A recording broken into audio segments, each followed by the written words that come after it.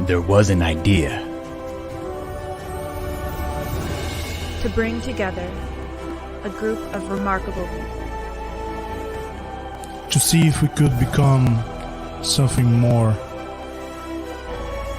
So when they need us, we could fight the battles that they never could. This is the Stadia Initiative.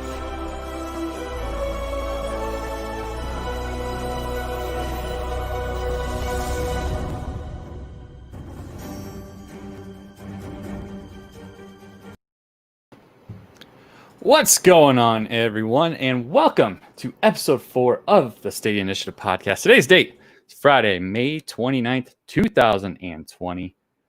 Today's episode number 4, there's my camera over there. It's called Chicken Dinner, which is what TSI Bravo will be eating all day tomorrow during the PUBG Creators Cup. So let me go ahead and assemble the crew here, the cast, if you will, the team. You lie. You fake news. Let's start with the enemies. Let's start with the enemies here. Shermani, welcome. What's going on, everybody? How you guys doing today on this fine evening? It's a beautiful day, isn't it? Yes, it is. All right, let's keep going with the enemies. Eddie is up next. How are you, Eddie? It's Friday. Gotta get down on Friday. Wait, why'd you stop? Everybody go. There it is. Yeah. Next up, MM2K. How are you, good sir? I am the most lethal enemy because I will drive by and somehow shoot you in PUBG. and not be able to explain how I did it. Whose last PUBG game was a chicken dinner? Raise their hand. Shut up. I'm raising my hand. No, Trust you're not. Me. Please believe me. Believe it. It is the truth. And finally, the only good person on the podcast, one of my teammates. Meg, how are you doing today? Good. How are you guys? Welcome to the weekend. It's the weekend, Finally. Awesome. And Mr. Stark, Chase, he is out on a mission at Stark Tower, so he is not with us at the moment. So we want to say, hey, Chase, if you happen to be watching, he's got some things to take care of. So he won't be here this week. He will be more than likely back in the next 2 weeks. So, yep. I mean, unless he doesn't like me, I don't know. Do you guys like me? No, okay. Civil War. Civil War. Yes, it's going to happen tomorrow, by the way. So, if you're unfamiliar with what I'm talking about, when we kind of talked to begin right there was the PUBG Creators Cup is a little competition the Sounds of Stadia are hosting, and we happen to be all involved as a kind of, just kind of ribbed a little bit on my castmates here. Eddie, Germani, MM2K, and special guest Project Storm, who I'm not scared of, have their own little team called TSI Alpha. And they think they're going to, take care of some business, but, whatever. It is whatever. And then we got me, Meg, Chase, and Linky, right? Good old Linky. Link TV is going to be our 4th member, and we're going to whoop some ass. But let's move on to this stuff. So if you're listening to us on your podcast platforms, whatever that may be, Spotify, Apple Music, Google Play, Stitcher. I don't even think we're on Stitcher. I don't know why I said that.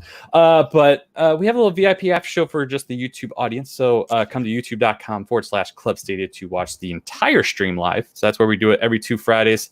We are here at 7 p.m. Central Daylight Time with that. So we're going to talk a little bit in the after show about Sega. We also have some information about, what did I put down here? GFN. GFN has some new stuff coming out today. So we're going to have plenty of conversation in the after show. But we're just gonna break down a little bit and talk to our friends here. And I want to know what your guys' summer plans are, because we're getting close to summer. So do you guys have vacation plans? Do you guys have any kind of projects you're planning? Anything you're doing? Anything special this summer? Germani, you just hanging out or what? Hawkeye has to keep these things top secret. Captain America, been hating on Hawkeye lately. Can't let you in on that there, buddy. It's all, you got to be, if you're not, whoever's not at the farm, don't know about the farm. That's right. Whatever. He's probably have the same answer, isn't he? Eddie? I'll just try to survive the heat wave in Canada because what's it, 70 degrees up there? Well, more like 90s, close to 100. Wow. So yeah, but and I may have said that number completely wrong because I can't make the math of Celsius to Fahrenheit. So Celsius, what is it going to be? Around 38 Celsius. Crap. Oh my god. Okay, that's a little hot. All right, I'm sorry. Yeah. Wow. Hot. But yeah, no, summers are good. I like summers. As soon as I get my car fixed, I'll try to get away if there's anything open. Yeah. There you go. Before we move on to MM2K, I want to shout out Joel Thompson, who sent us a little thing called a super sticker. Sent 99-cent super sticker. So we want to thank you, Joel. Thank you. Oh, You're thank a you. very loyal member of this, not just the podcast, but the channel in whole. He's a member of the channel too. So thank you. It's not necessary. You don't have to do these things. It's a doozy one, I think. If we look at the YouTube channel, can we say, do you guys have any other name for this sticker? Let's pull it up here. Yeah, I got nothing for that. I don't know. I don't know. I don't know how to respond to that. It looks like Pikachu when he gets knocked out. Yeah.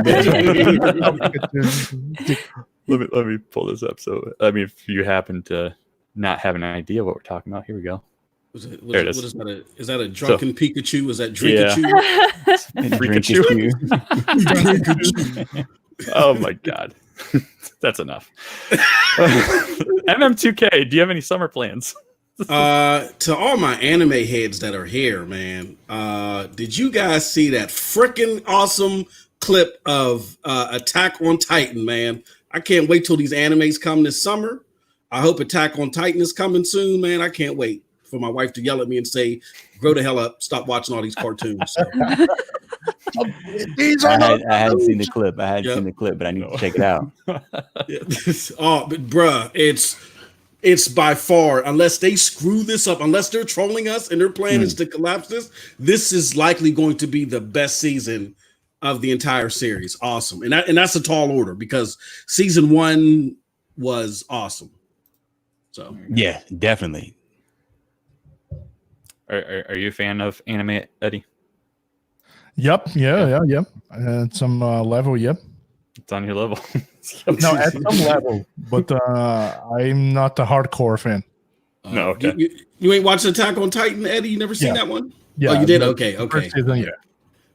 Okay, cool. By the way, I shout out to Ray because I was just speaking to Ray. He bought the game on Stadia. We talked about that. Yeah.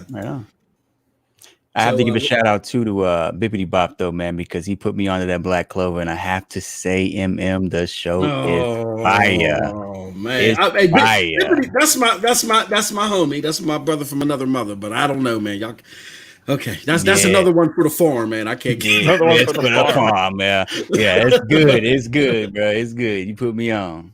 All right, bravo, Meg. Go ahead. any summer plans? Currently, no. Like, we're still on lockdown, so any plans that I'm gonna have are just gonna be me in nature. So I might take Moby and go camping or something, or just do something locally. But I haven't really thought about it, to be honest. There you go. I'm going west. Yeah, I'm going to see my brother. I mean, awesome. I guess I'm gonna get on a flight. I don't know. Maybe I'm a masochist. I don't know. Is that the right word? I don't know. Is it the same? You saying your brother in the same state as you? No, my brother lives on the West Coast, so nice. It'll be a little travel. All right, so moving on to our gaming side of things. So we got the little, the pleasantries out of the way. Meg, we'll start with you and go back in the reverse order. What have you been playing lately? Well, so I discovered. I got a follow-up question with a scissor in the hand. I don't know why. Wow. Okay. Don't run with those. I can get a bigger one. Why are you not playing on stream, or are you playing things out of stream? I know why. 6 more knows what I've been up to. So guys, PUBG practice. I know why. Playing off stream a non-Stadia game. Okay. Oh, I know. I'm sorry. She's a The gamer at heart, mutiny. guys. Give her a break. 6-4 streamed it, and at first I was like, "Oh my god, what is this?" And then I was like watching, and I was like, "Oh my god, this is amazing." Okay, so it's a game called Astroneer.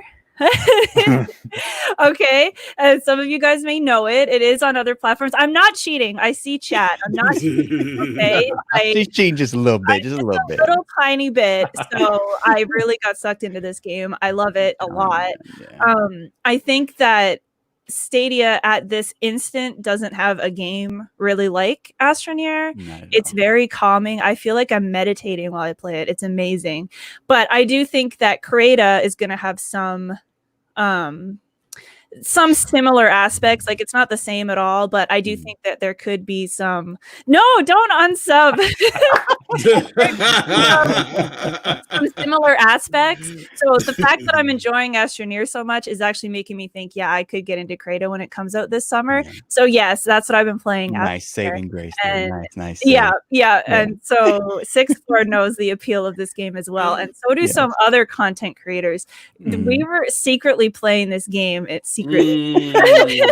Look, she asked for it, guys. She asked for it. She was like, "Why don't you stream this game?" I was like, "You know what? He was playing a game, and he talked for half an hour about Astroneer while he played another game, and I was like, "6-4, will you stream this game so I can see what you're talking about?" And now I'm addicted. But yeah, so Astroneer is where it's at. Yeah, Stadia, pick it up. I'm telling you guys. Oh my god, this is the game. I'm telling you, for me, it needs to happen. I think it would be amazing. Yes, see, it'll be amazing. Yes. See, I thought you were gonna say you were crawling back to Fortnite, but all right, that's a step in the right direction. No, I gave away my PlayStation to Momatron X, so that's how like. Yeah, I'm done with that for now. However, I may still do something with Fortnite in the future, but no, right now it's all Astroneer all the time. All the time. MM2K, what have you been playing? I've been playing some Division 2, sprinkled with a little bit of Division 2 on the side of Division 2. I can't. Look, this game is so awesome. The way that they did the seasons, and like, for instance, the control points, like, it's not how it used to be. You know, the generic way was you go take over a control point, a wave will come, and then you fight the boss, and then that's it. It's like playing Event Horizon and stuff. You know what I'm saying? And on the ground, like, you take out a wave now, a boss will come, another wave will come, another boss will come, and then I had one mission where a drone with missiles shooting at me came at the end. I'm like, what the hell is this? I know that one. Yeah, so it's unbelievable, and it's, to me right now, it's my 2020 game of the year. Just the way, and again, I know that's not fair, but just how they've structured this game with the seasons and adding all the new stuff, it's phenomenal, and it's the division that we always wanted since the first one. So that's what I've been doing. Yo, MM, let me add to that, because I am a sub to the subreddit of the Division 2, and there has been some rumors there. Sorry, guys. Then has been confirmed by Ubisoft. There was some audios. You know those electronic devices we collect? Yeah. If we heard a few of them, it would leak. And spoiler alert! Spoiler alert! Spoiler alert! Spoiler alert! Spoilers for what, though? All right. The Division 2. The Division 2. The spoiler alert is right now we are on the first manhunt. This is the first what's called again season pass 1. There has already been a plot defined until season pass 4.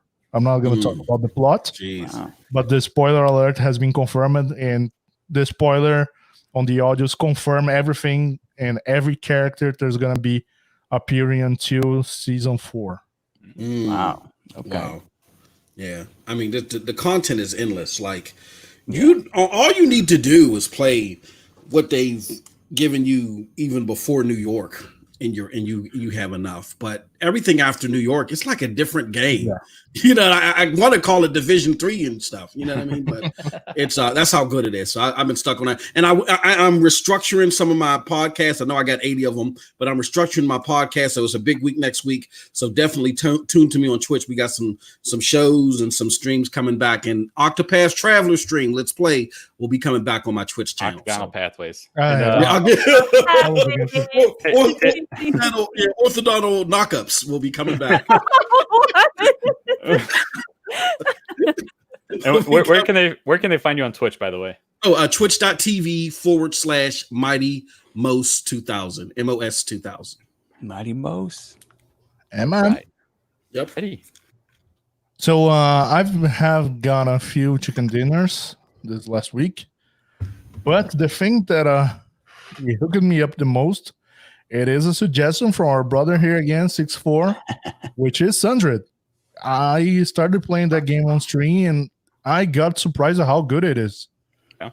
I didn't know the genre, called Metroidvania, but You never heard of Metrovania? Yeah, Metroidvania. Genre. I have played Metroid before, but I'd never heard about the genre. The genre. Yeah. Okay. Yeah, those Metroid essentially is the genre definer, but Castlevania also came around the same time, so they put them together and just made it, they kind of unofficially call them Metroidvanias. So which one's better? What do you like better? Metroid, of course. Come on. Metroid, yeah. It's the OG. Yeah. Yeah, Castlevania. It's between Castlevania and Metroid. I'm still not sure because Castlevania is dope because when you think you finish the game, now you're just halfway of the game. Yeah. Okay, So, Eddie. You've been playing Sundered. Yep, and some PUBG as well. A few races here and there on the crew, but that's the game. The games I've played this week. Been all over the place. Nice. Germani, how about you, buddy? Yeah. Speaking of all over the place, I've definitely been playing some Astro Near. Okay. You know what I'm saying? Man. How dare you? Oh man, how dare I not? Not. That is the question. Now I've been playing that, Metal Gear Solid 5. I've been playing Call of Duty Modern Warfare, the remake that recently came out. Modern Warfare, the Warzone, Forza Horizon 4, the Crew 2, Grand Theft Auto 5. I played a little bit of Unreal Tournament 3, taking it back a little bit. Damn. And a couple I can keep going on. Ghost Recon, Breakpoint, played that a bit. I can go on, but yeah, that's I'll leave at that. Yeah. So Germani, I've Streets been of playing Rage 4. Yes, I've been playing Streets of Rage 4. A little bit of Panzer Dragoon. Well, I buffed out of that one so I can, get the Stadia side of it. But Streets of Rage 4 has been my muse right now, so I can show you the screen that says completed, and you can get off my back about it. So Okay. on the Stadia side of things, I've been playing some Mortal Kombat because the little new expansion just came out, so back into that mode. And I haven't had much time in the game all week, so Mortal Kombat's been pretty much it, and a little bit of Streets of Rage 4 I'm just trying to knock off a little bit. But yeah, it's been all over the place. And Germani and Eddie, you guys have been playing like a crap load of games. I'm impressed. Yeah. It's very good. Speaking of impressive, let me pull it up here because I don't know why you guys keep doing this, by the way. Bam! Stadiology just became a YouTube member. Or Stadiology. Stadia VIP member. Yep. Why is Night? Oh, that's earlier. I was about to say I turned Nightbot off. That's getting annoying. So, Nightbot, go to sleep. You're done. All right. So MM2K. Speaking of 2K, yep. Would you like to introduce this next topic? This just broke about 3-4 hours ago. It wasn't that long ago. Yeah. So I'll pull up the article that I am referring to. You're here. okay. Cool. I got it. Yep. Go ahead. All right. So here's what's going on, my good friends. GameSpot released an article that referred to, I want to say, a business meeting that CEO of 2K was at, and the CEO's name is Strauss Zelnick. I'm sorry, I must have read that.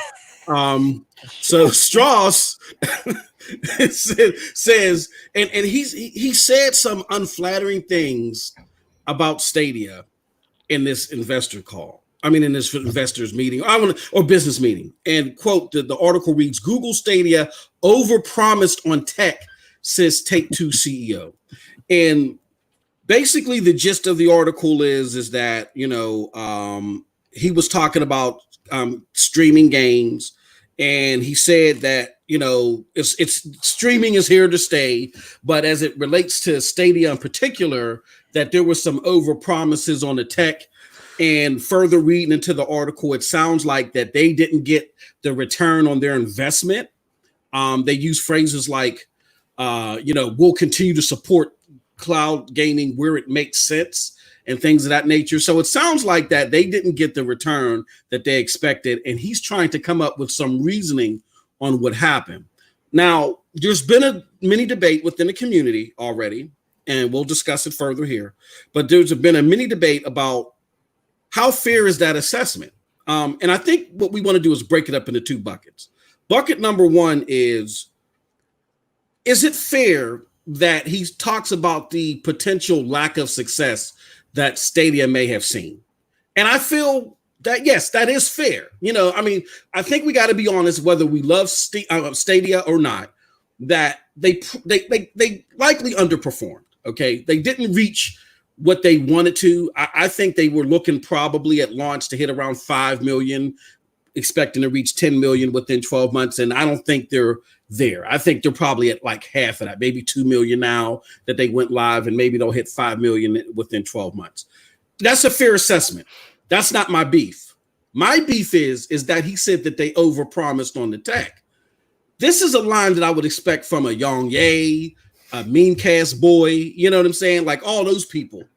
Nowhere did Stadia ever say that you're going to get native 4K, that every game was going to be native 4K 60. As last time I checked, freaking Stream Connect worked. Last time I checked, Crowdplay was still coming, and all the other stuff was still coming. So I'm trying to understand where he gets off saying that they overpromised on the tech. That's not a factual statement. And what that does, again, that gets to the heart of the issue that I have with a lot of these publications and the people talking about this stuff, is that they are misleading the unsuspecting gamer. When you have the CEO of Take-Two, for crying out loud, misquoting reality, that's a problem. And lastly, I'm going to say this before the panel dives in on this. I think if you're talking about overpromising, I think the overpromise of people expecting their cloud saves to remain, is a bad thing. Or the fact that you got a handheld that barely operates via online, but you slap DRM on BioShock the Collection on Nintendo Switch. That's an overpromise that needs to be addressed. So I think in closing that what happened here is that they didn't reach certain financials. This is a precursor to them not reaching certain financials. They can't go to these business people and say, hey, maybe we overshot the moon on our expectations. We didn't do our due diligence and we thought we were going to get more of a return. He can't say that. He got to make it sound like that people were lied to and that's why they underperformed as far as their investment in Stadia. And I think it does a disservice to gamers. And I think that Mr. Zelnick needs to think twice before he makes this partnership so toxic. Those are my thoughts. Eddie, Fired. Oh. Eddie, did you get a chance to read this article? Yeah, and Give a take on it. just to clarify to folks, because the name of the CEO, it's from the company named Take-Two Interactive, and if you don't know, Take-Two, it's the publisher, which it's the holder of both Rockstars and 2K. So we're talking about huge games here on Stadia, and huge games at the overall of the gaming community, right? And the thing is, when he said this article, he starts saying the things that MM explained it. Then he says, streaming works and the tech works. So if we think, first things first, what I can do, I can open a game. I don't have to load the game.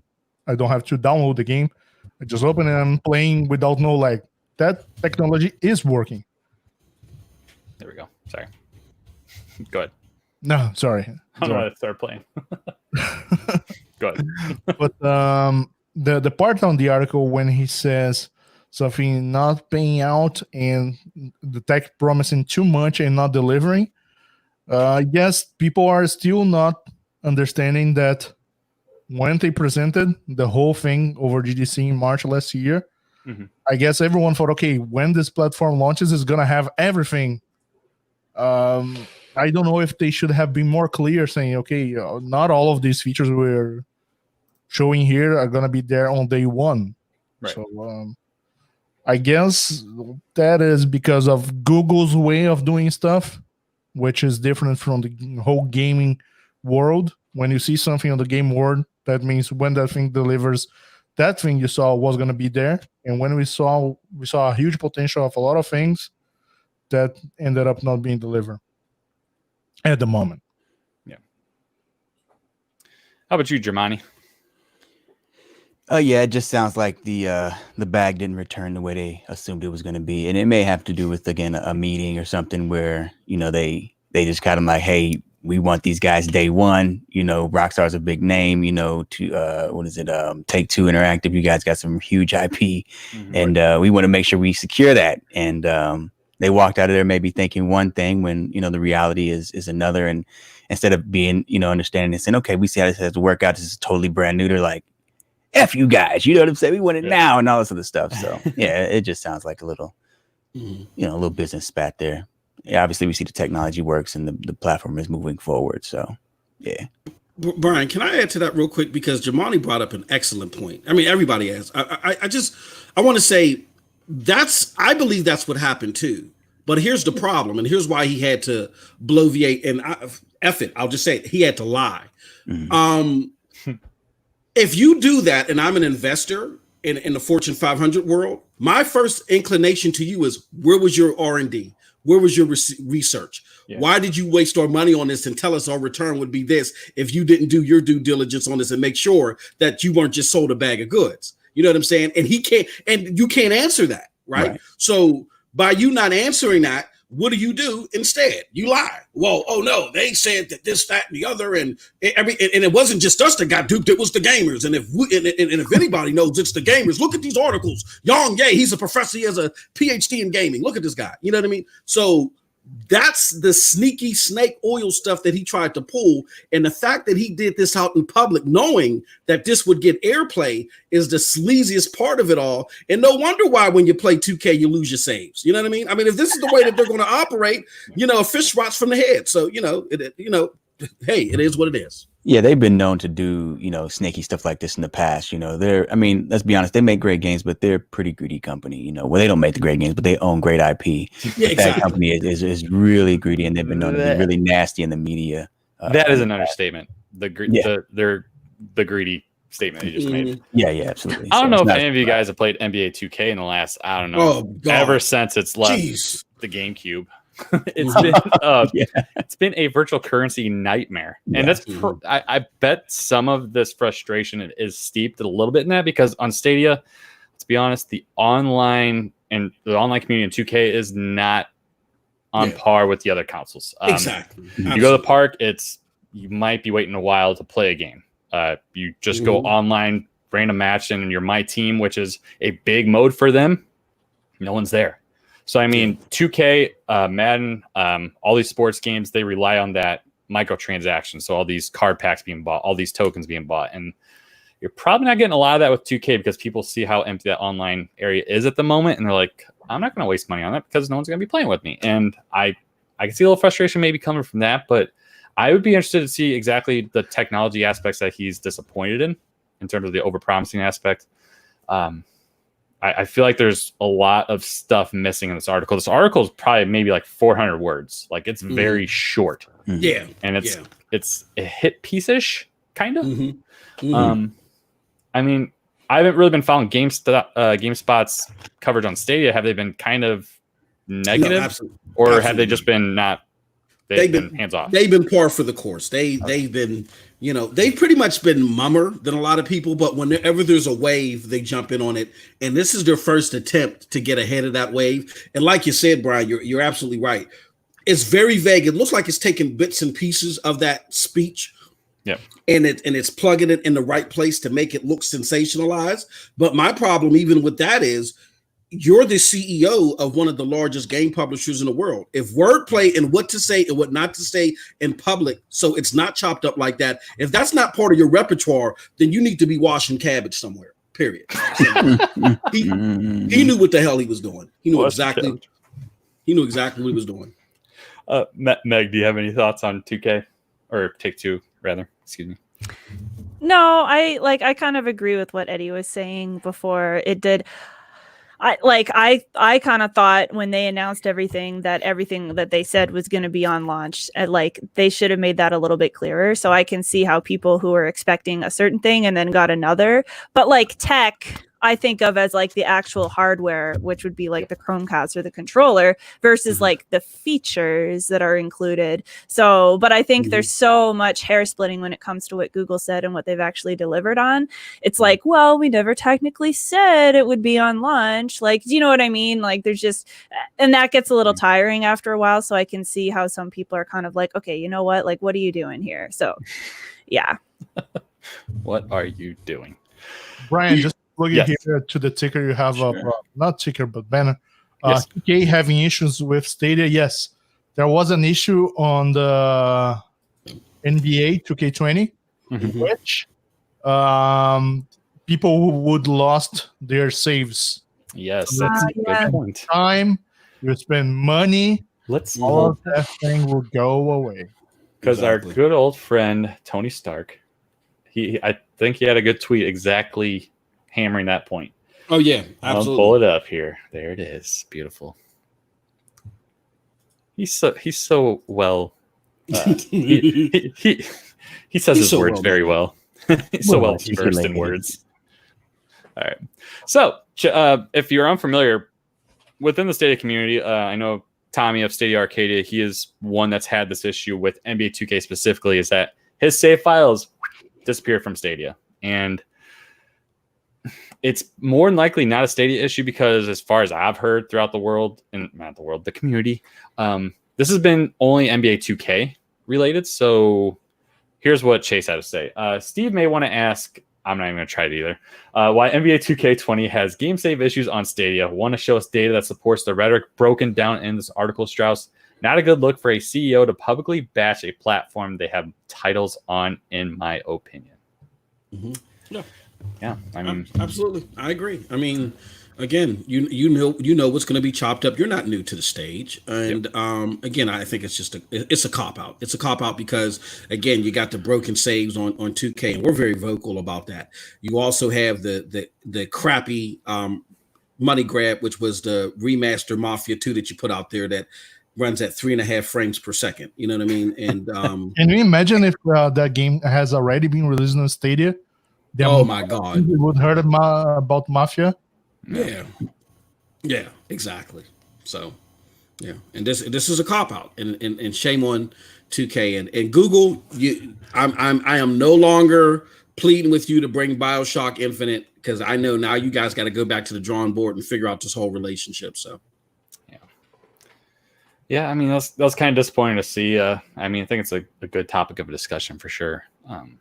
I want to know more. I personally want to know more about that conversation that happened because I think a lot is missing from it. So, I mean, you don't have a conversation with a CEO that lasts that short about those specific kinds of things. Just to plug on with chat here, especially for you, chat saying here, let's hope the PGA Tour arrives with no problem. Not to veer off topic too much, but yeah, well, there it is. Zero Games said it. Hope they don't mess up the golf game. I mean, visually, it doesn't look that great. And I mean, virtual currency is going to be a part of it. They've already mentioned that, so it'll be interesting how they try to monetize that game. I can't imagine it's going to be a hot seller on Stadia or a hot seller anywhere. I think it's going to be kind of like like the MotoGP stuff and the super crosses and stuff like that. It's just not going to appeal to a mass amount of people, but there's going to be people. I'm going to buy it probably. I don't know about anyone else. We've already talked about this, but yeah, I mean, 2K is not going to have a golf game in terms of competition. And when you don't have competition in the sports world, it seems like you just kind of phone it in. I mean, Madden's kind of another example of that, but that's getting off topic too. So, anything else about 2K, guys? Not at all. No, not at all. Fair enough. Let's talk about some good stuff. This was a good week, I think, for Stadia. I don't know about you guys. Yeah. Now, Absolutely. the Stadia Great save week, point yeah. came out today, and I could pull it up, but I'm too lazy right now, so I'm just going to say it. They listed games that they announced throughout May, and Mafia 2 and 3 were on that list. Was there a time they actually announced that outside of that? Or is that the first time we've seen Google say anything about it? I hadn't seen anything on it before. Yeah, I think that this is the first time that Google officially has said anything about it. Yeah, so I mean, like, we'll get into this topic later too about the communication side of things, but shouldn't they like put something out there about Mafia 2 and 3 if they just drop in a save point and someone's like, wait a minute, where did that come from? I didn't see anything about Mafia 2 and 3. I don't know. I think that's kind of random that they didn't say anything about it. I would have said but after today, after Zelnick said, I think that relationship is tumultuous, man. I really do. I mean, you look at what happened with Mafia. They put it out there. 2 is a mess. The communication between them and look, let me just back up a little bit, and I'm gonna shut up and throw it to the panel. And I know I'm lying, but here's what people got to remember: that unlike all of the other platforms out there, Google is solely dependent on second and third party relationships. Solely dependent. They have no games that they are making that are coming out. Nobody else has to deal with that. So in their eyes, they are out of they have no control on what's going to drop on their platform at the level that we expect from someone else. So I understand the reclusiveness in some of the news or why they take a step back in some of it. I still think they can do better, but I get it. With that being said, if I am a platform that, if we're being honest, did not perform stellarly, even though it's a great platform, but if it didn't perform stellarly and I'm trying to do cash grabs and I got COVID to deal with, then I'm going to put Stadia on the back burner and I'm going to do it at the expense of trying to, get my money elsewhere. So the Mafia, that's why I said when it specifically came to Mafia 2, I just think I can imagine them sitting there and just getting calls at the last minute that 2K is going to do this and do that. And now that we've heard from the CEO and just how whimsical he is about dealing with Stadia, I really can't blame them just on this particular thing. I can blame them on a whole bunch of other stuff, but on this one, I just can't. That's just me. I'm sorry. That's fair. Another thing they announced today, out of the blue, Metro Redux 2033 and Last Light are coming to Stadia. I assume Metro Exodus did pretty well. If who's their publisher and developer? Does anyone know? 4A is the developer and the publisher is Deep Silver, I think. I think it is Deep Silver. Yeah, Deep Silver does Saints Row as well, don't they? Mm-hmm. Mm-hmm. Yep. Interesting. Yeah. But so I mean that's cool. You're gonna get the first 2 games of that series. I think that makes sense. Same with Mafia. I assume we're gonna get the remastered version too. That just hasn't been officially announced yet, or the remake. Mm-hmm. Yeah. But I think the big deal this week was the pro games. Oh yeah. 5 pro games, and Germani, you had the opportunity to break this live on stream. Yeah, that was awesome. Would you like to discuss these 5 pro games coming to Stadia? Yeah. So, and how I was the only one that guessed any of them right. Oh, right. There we Actually, go. didn't I guess one of them right just a month early? Did I not? You said Super Hot last month, didn't you? No, not Super Hot. Was it not? Get Packed. Oh yeah. Oh, hold And on. it didn't Check the Meg handy dandy notebook here. Meg shoot me down. Let's see. No, it says Germani was wrong about literally everything. No. Oh wow, wowzers!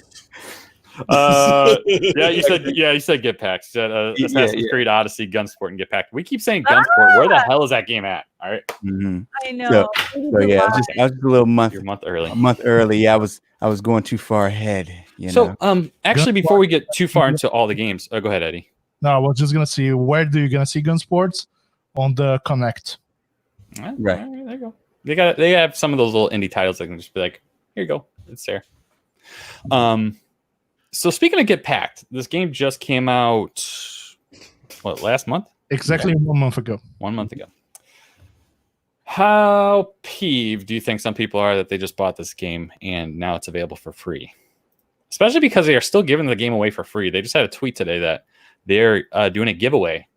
And part of that giveaway is getting a code for Get Packed, even though it's about to be free in 2 days. So do you think it's a bad look when Stadia drops a new game and then literally a month later becomes free? Tell me that game was supposed to be free last month. Stop it. All right, so I think the game okay. So the other games. the game probably underperformed in terms of sale. It was supposed to be free last month. And when it probably had like a small curve during launch with a peak. Yeah. And then it just dropped and then went flat. 0 purchases because new games kept coming. And then, you know what? You know what Google said? Either go pro or get packed. Okay? Because we tried to do the deal with you earlier. You're like, no, we're good. We got this. And I'm telling you, it was supposed to be free last month. So. We don't want 3 Duffies, and now they only get 1 Duffy. So, yeah, I think people are pretty pissed off. I bought the game. I didn't even play the game yet, and it's already free. So, and it wasn't 2 weeks ago by chance, was it? Predicted, No. So the thing here is, though, to Eddie's point, is that since launch, I don't think I've seen anyone open the game. So there's something to it. I'm just saying, I don't know, but I like it. It's a fun game. Me, Eddie, and Meg, we played it together, and it's a blast. I will admit that was the last time I played it, but that being said, I can say the same. What's that? No, I can say exactly the same. And to be honest, that was one of the games that I was looking forward the most on Stadia, because it was the first exclusive title we saw back like in June last year. And when I saw that, I said, okay, this looks like Overcooked, and I like Overcooked a lot, so I'm gonna play the shit of this game. And I didn't. I guess it was because it was too short, I would say. The challenges sounded kind of... it's still to be completed, all the challenges, but I don't know. I felt the game sounded a little bit too short. The issue for me, at least, and then I'll get back to you guys here, is that it's a game that is not very conducive for a solo player. So, it's someone that's kind of limited on time. So scheduling, play session like with you guys, it's just not very doable for me. So a game like that just doesn't appeal to me to play solo. So, that's me personally. It's not that I hate the game or it's a bad game. I think it's a great game. It's just I don't necessarily have time for it. And I don't know about you guys, but is that Moby? Moby's behind you. Yeah. Oh, there he goes. Ready, Moby. Come here. But besides Get Packed, we also got Power Rangers Battle for the Grid. Guess that one too. Go Power Rangers! Morph time. We've been all about I that played lately. that one too the day before we got the announcement of it being pro. I was like, oh, crazy. The craziest thing about this game, it's the first fighting game crossover all platforms. Huge. Yeah. All of them need that, by the way. That's the meat and potatoes there. Mm-hmm. And it's actually a good party fighter. Like, it's not really super technical or anything like that. Yep. You can button mash and have a lot of fun. Exactly. Yeah. And they're constantly adding stuff. What kind of gave me the idea that it was going to be coming soon is not only the rating but they have a new season starting. And apparently seasons is like when we're going to release a new version of the game. Mm-hmm. And here we are. 2 days, we're getting Power Rangers. But it's crossplay with PC, Stadia, Switch, PS4, and Xbox One, which is insane. That's 5 platforms. That needs to be... First of all, I wish Mortal Kombat had that too, but that I hope that this is the end game goal for a lot of these developers, is to do that with their games. So we got Power Rangers, got Get Packed, Panzer Dragoon, coming to Stadia finally. On-rail shooter. It's just like Star Fox. So if you're familiar with Star Fox, you'll enjoy it. Super Hot. I haven't played Super Hot. Has anyone... Eddie, what do you...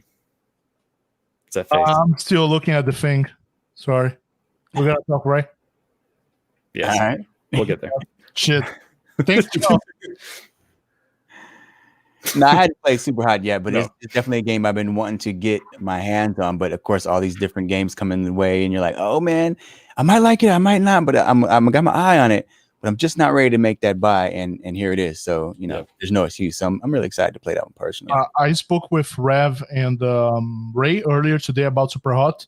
Both of them have played Super Hot, and it is of course a VR vibe game, which probably have a different. Well, it wasn't initially. They made it a VR game though, so it didn't start out that way. It didn't start out that way.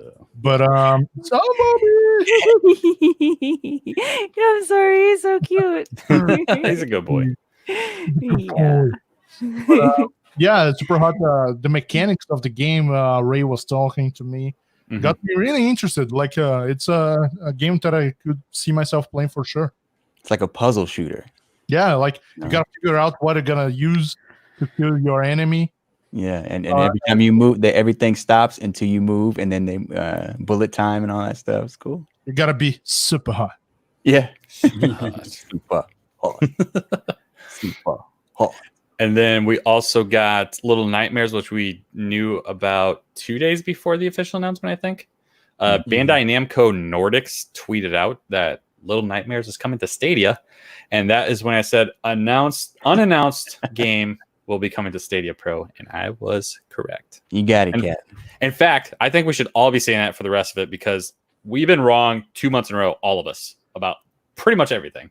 So we should just say unannounced and just be done with it because fair enough. Only one game had been officially, I guess Power Rangers was and Panzer Dragoon, but yeah, they've been shadow dropping new games into Pro, it seems. So that's pretty cool. So then I think that's all of them, right? Did I hit all? Nightmares, Pact, Power Rangers, Panzer. Super Hot. Yep. Yeah. And of course, ESO later in the month, which we will get to after the breaking news. Do you guys have anything further to say on the Pro games?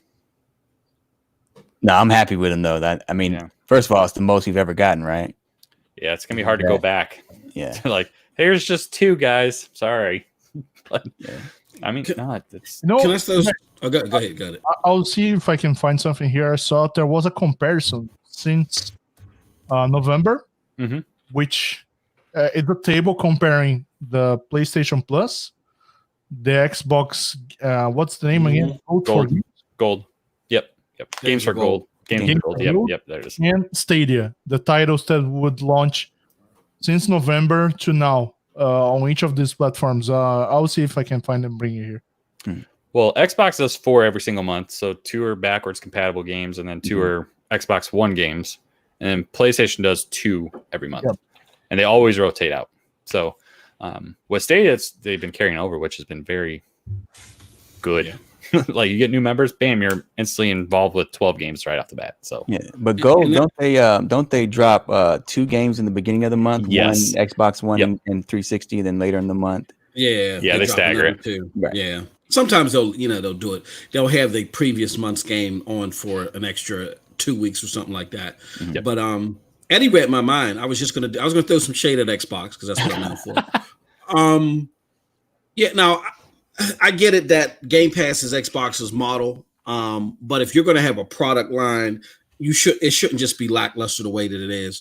Nobody's playing the games in Gold that's out there. Nobody is. So they need to just dismantle that model altogether and just double down their efforts on Game Pass. I know people said, well, they can't get away with that. Yes, they can. They get away with so much shit. I was about to say, they can get away with a lot. And I'm sorry. Did you timestamp that? Okay, good. I'm sorry, Brian. No, I actually did not even catch it. So you just escaped. What? You just said something? I said ish. I actually just wrote ish. Yeah. I'll listen for the word ish, Mike. Why am I? Yeah. No, and all the other several shaft necks that I said earlier. Shaft because Keep going. I've been watching too much. What was that? Brothers with Will Ferrell and what's the face? Step Brothers. Step Brothers. I've been watching too much of that. Watch the first 5 minutes and you'll catch my drift. Anyway, so they gotten away with selling you a $500 box and releasing with Super Lucky's Tales, You know what I mean? So don't get away with that. If they get away with the games, I would rather Xbox dump games with gold and just say, look, our product, as far as you getting games, a plethora of games is Game Pass, and double down on the types of games that they get in Game Pass. I think that'll be better for gamers. But with that said, as Andy is looking for that list or that chart, I think the PlayStation games have been phenomenal. You know what I'm saying? But when you think of not only quality, but quantity, I think Stadia has something to they can brag about. And only if they would have not let that rumor that they were going to go with a Game Pass model, if they wouldn't have sat on that so long and not say anything, I think they could have made justification for what they're doing now, because, man, these games are 5 free games, and these are not games to laugh at. So just some food for thought. Yeah. I mean, yeah, PlayStation. I got the list. Cool. Sure. Yeah. Because PlayStation just dropped World War II. Call of Duty and Star Wars Battlefront 2, which had a very rocky start microtransaction-wise, but is a very, very good game. Yeah. I don't know if you guys have played the multiplayer aspect of it. It's phenomenal. You got the list, Eddie? Yep, I sent it here on the chat. He put it. Okay. I thought you were just gonna. Okay. Share screen. And then we have some breaking news. Sunday. Okay. So, PlayStation Plus since November. So this is pretty much since Stadia's launch. Right. So let me take away this thing because it's kind of in the way. There it is. Okay. So was there anything specific you guys wanted to highlight in this? To highlight here, I would say starting with the PlayStation, I would highlight Neo or Nio. I don't know how to say that. Uncharted, which is exclusive from PlayStation. The seems not because it has been released in all platforms. Then Uncharted 4 in April, which is the latest of the franchise. Farming Simulator that we already have got back in December. And Copycat. The month of June, both 2 games are impressive. Sorry, Brian, I'm not highlighting Sonic Forces here. I would not either. Don't worry. Yes, he would. That game literally took like 2 hours to play. I was like, I wasted too much time playing this. I mean, it looked okay, but it didn't. Yeah, whatever. But go ahead. If you look at the Xbox list, I think I would highlight Tekken games because I like those. Batman and Project Cars.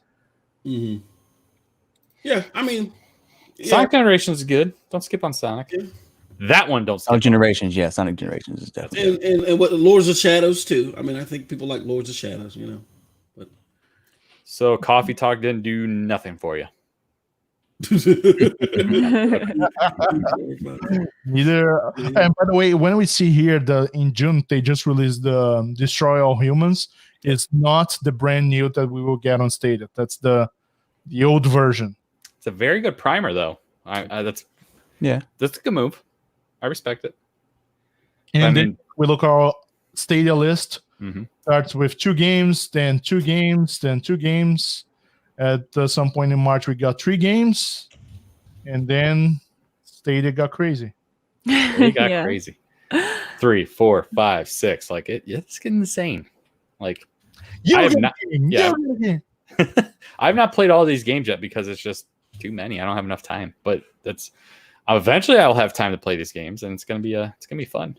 I mean, are we just gonna be biased here and say that Stadia's had the best run since November, or has PlayStation kind of stepped it up the last few months? Because I don't think Xbox is in this conversation personally, because I think PlayStation has. I mean, just the Uncharted games alone, those are right S tier.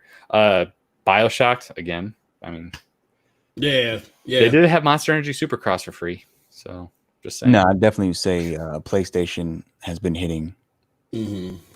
Every month it looks like they have at least something really nice. I think. Go ahead. I believe it was either October or September that they had MLB The Show and The Last of Us. So that's another good month, and it was not like an older MLB game. It was like the current year. So I mean, right? They've been doing good, and I mean, of course, they have these exclusives that are, in my opinion, I think they have the best exclusive lineup. Yeah, in my opinion. And I mean, that's kind of proof positive right there. You have 4 amazing games right there with the Uncharted series, and that's Shadow Colossus, that's another exclusive I was too. about to say I would have Yep. loved to have gotten that one. Yep. You know, had I had a PlayStation, but I would say that the thing at the end, it's talking about triple A's. PlayStation has been doing better. Mhm. oh yeah.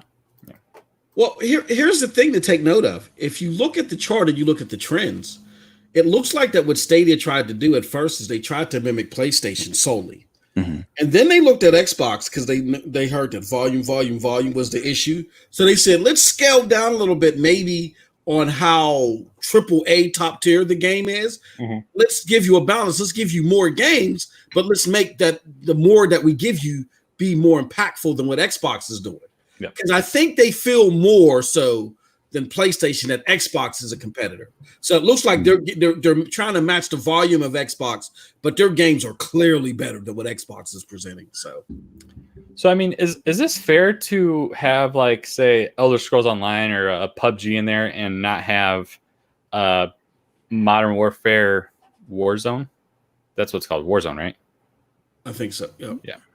I mean, shouldn't those appear in their list too? Because that's essentially the same thing, right? Because you have to have their subscription to play it.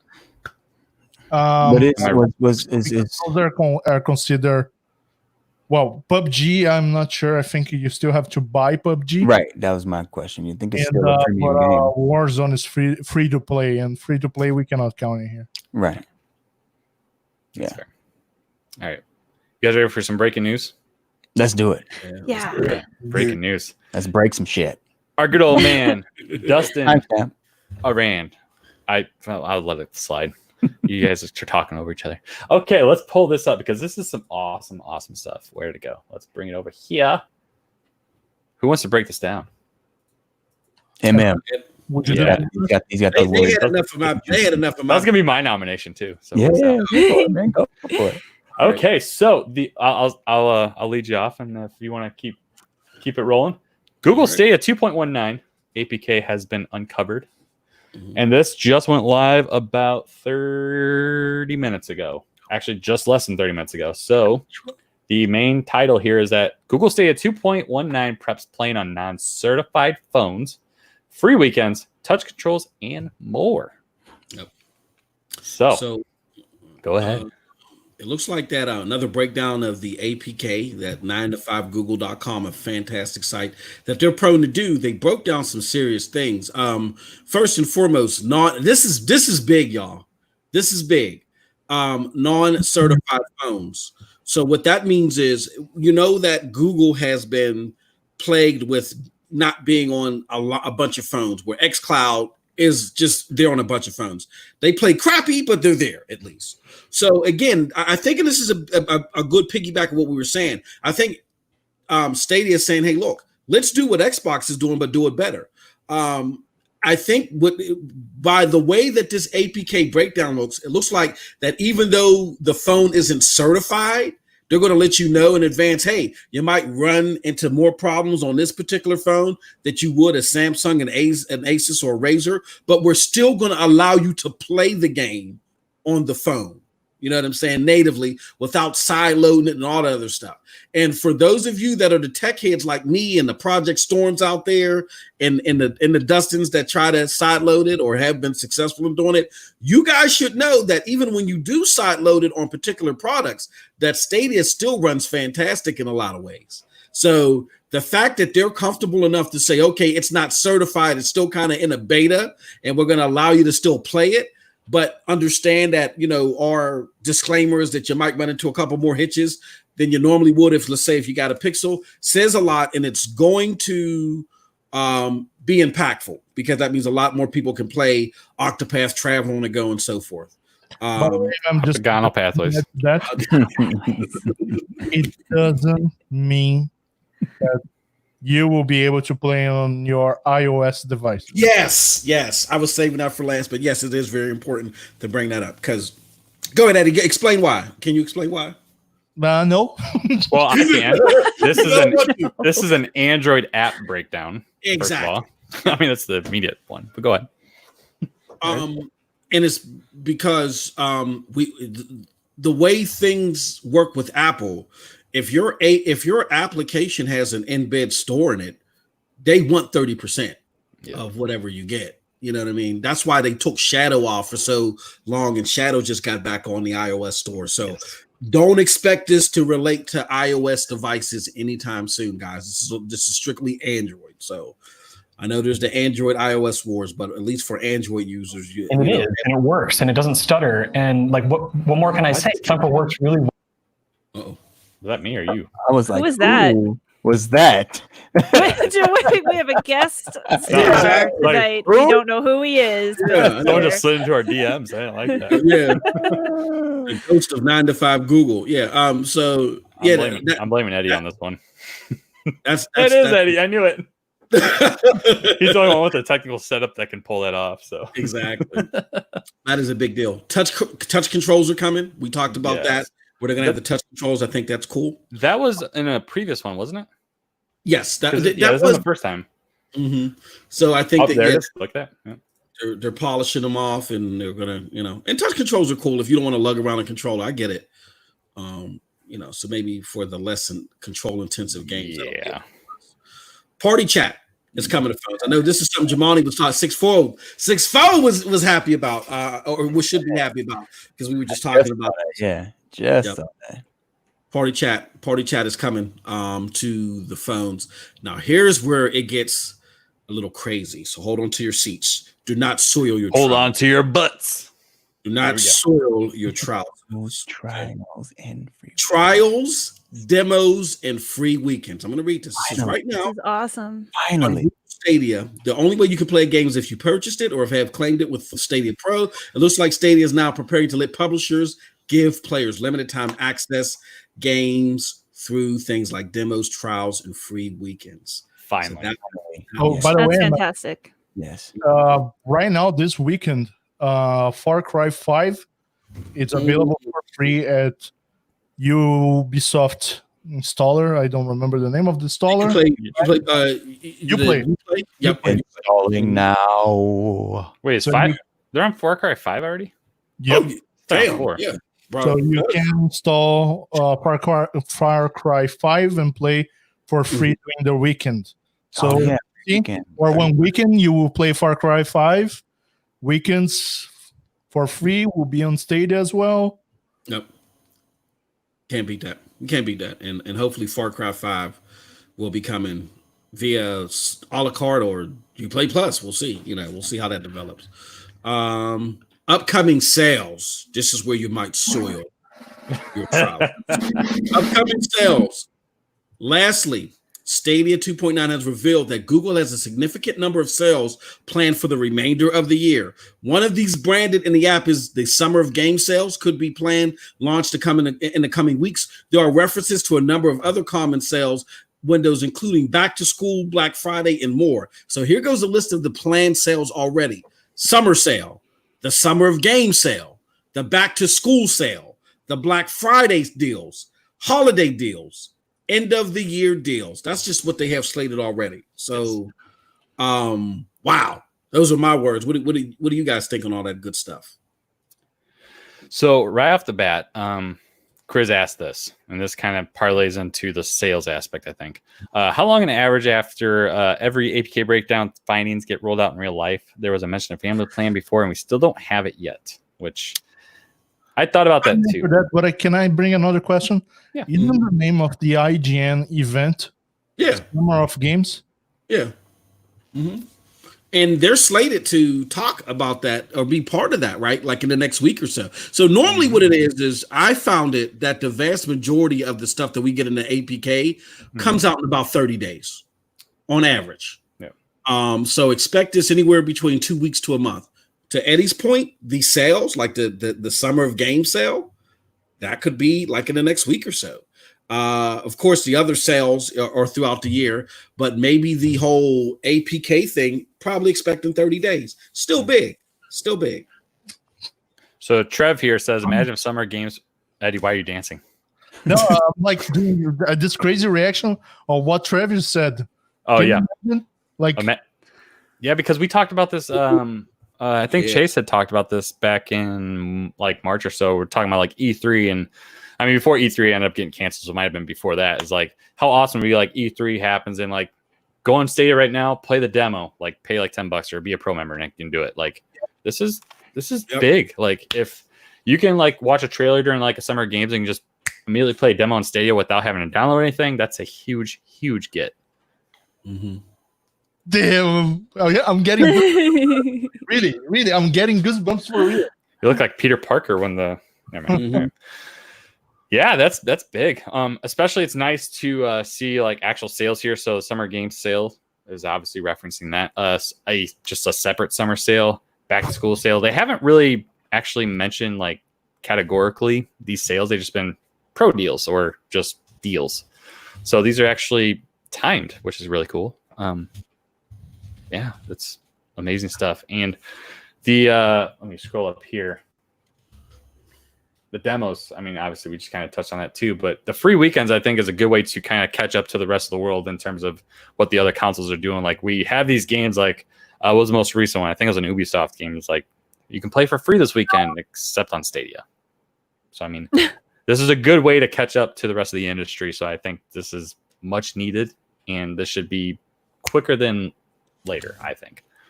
What are you guys' immediate thoughts right off the bat, Meg? We'll start with you. I think it's just so smart to have things offered like this for a platform that doesn't have any technical hardware requirements. Like you could have a play free weekend on like Xbox or PlayStation or whatever, but if you don't have that console, you can't do anything. So the fact that you can be like, listen, like come play this game with me this weekend, play like your friends. It's free.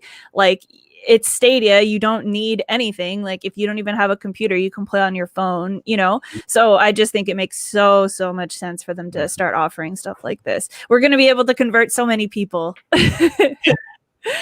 This is awesome. I mean, again, you know, you got you attack at the core everything that people are trying to get all creamy knuckled over xCloud for, right? Yeah. And what you did say? Creamy knuckle? No, just move on. Just move on. Come on. This is a kid's show. Who's supposed to let that slip under the radar? Did you shut that down?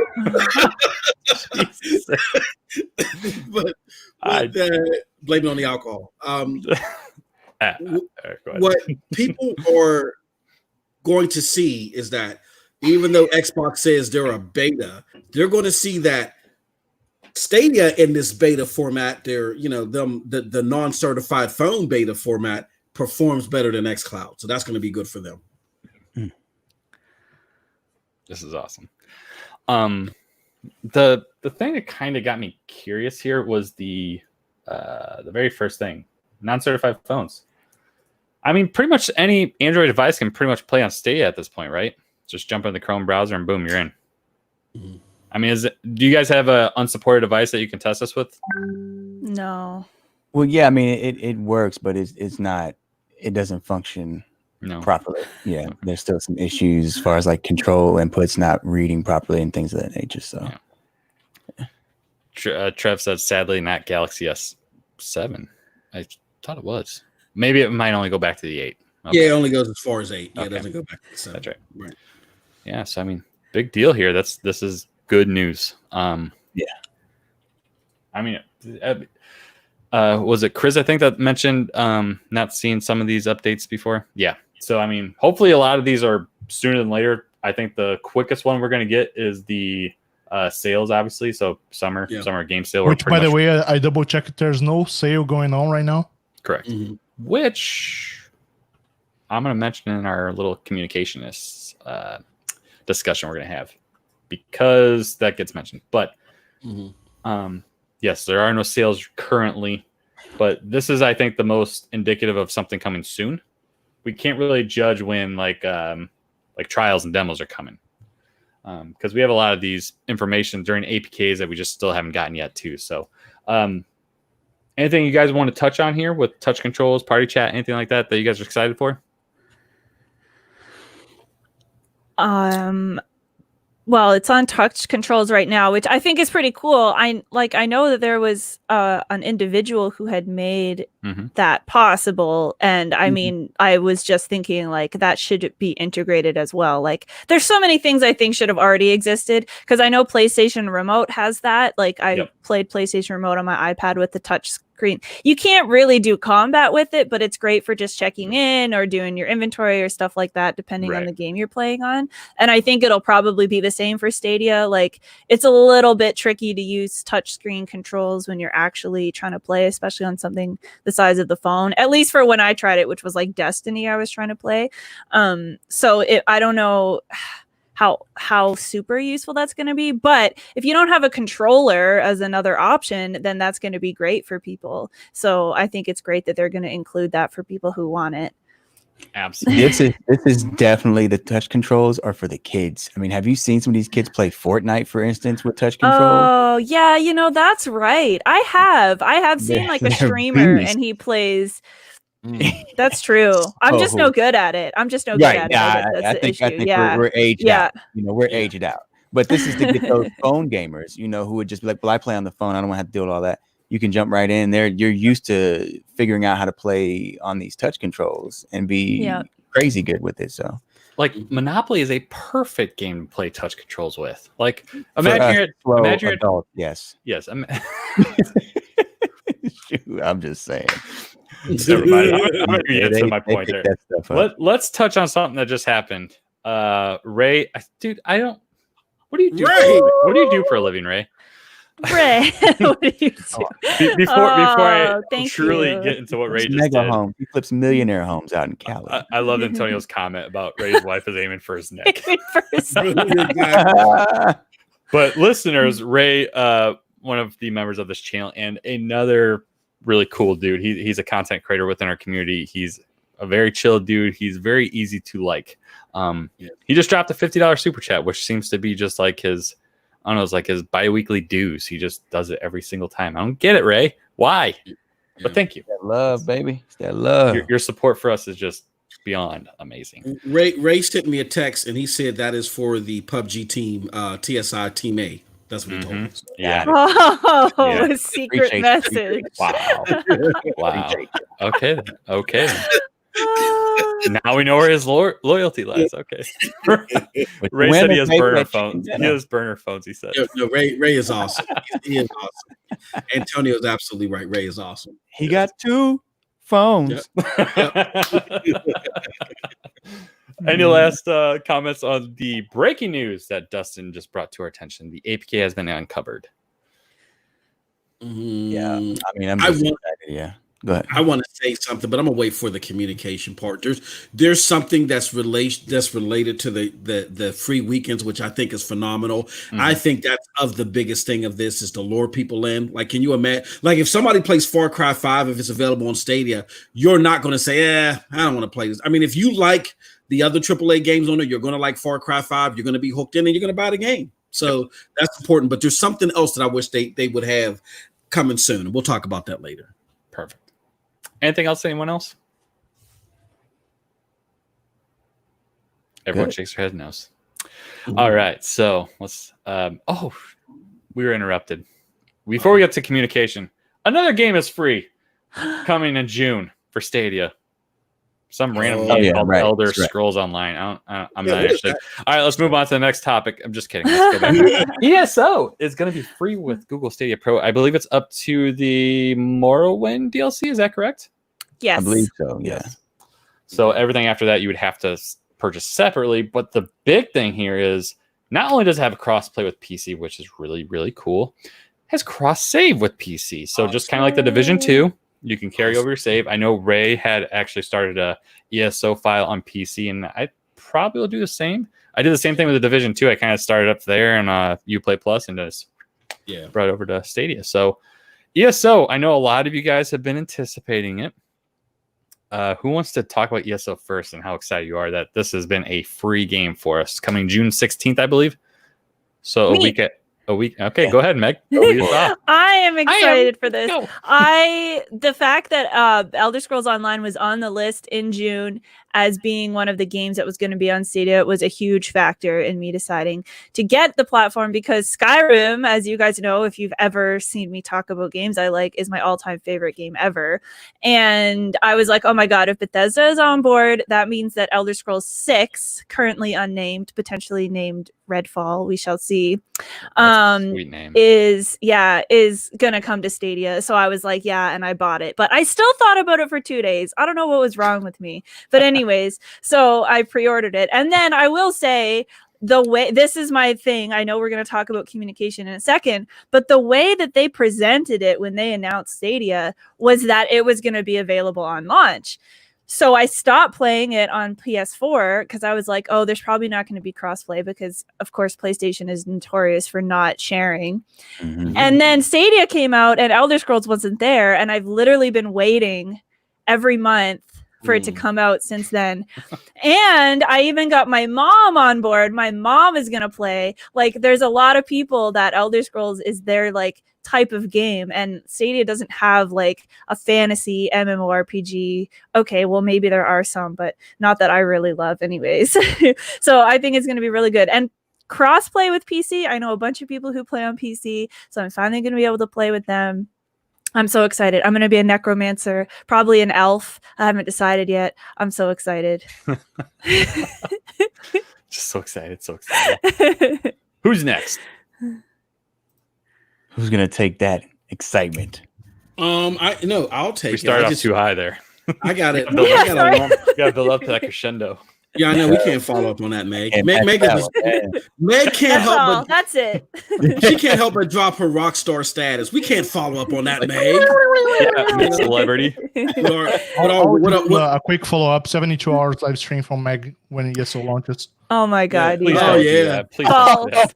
False advertising, fake news. You guys, like, I could do it, and then I wouldn't stream for like 3 months. So it's like I could, that takes a lot. 24 hours was the worst thing. Link, are you still here?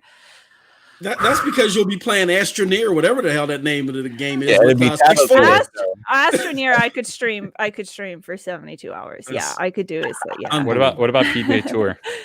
Oh my God, I won't play that ever unless. Come on. I don't even know.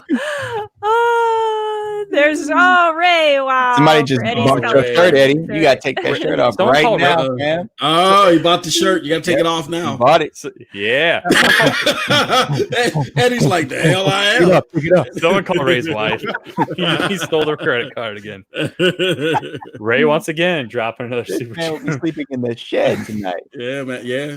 Ray is hiding in his basement by his water pump, sending us these. What she says. I love this. Yeah. It's her idea. You given the super chats. Yeah. Ray with a $20 super chat.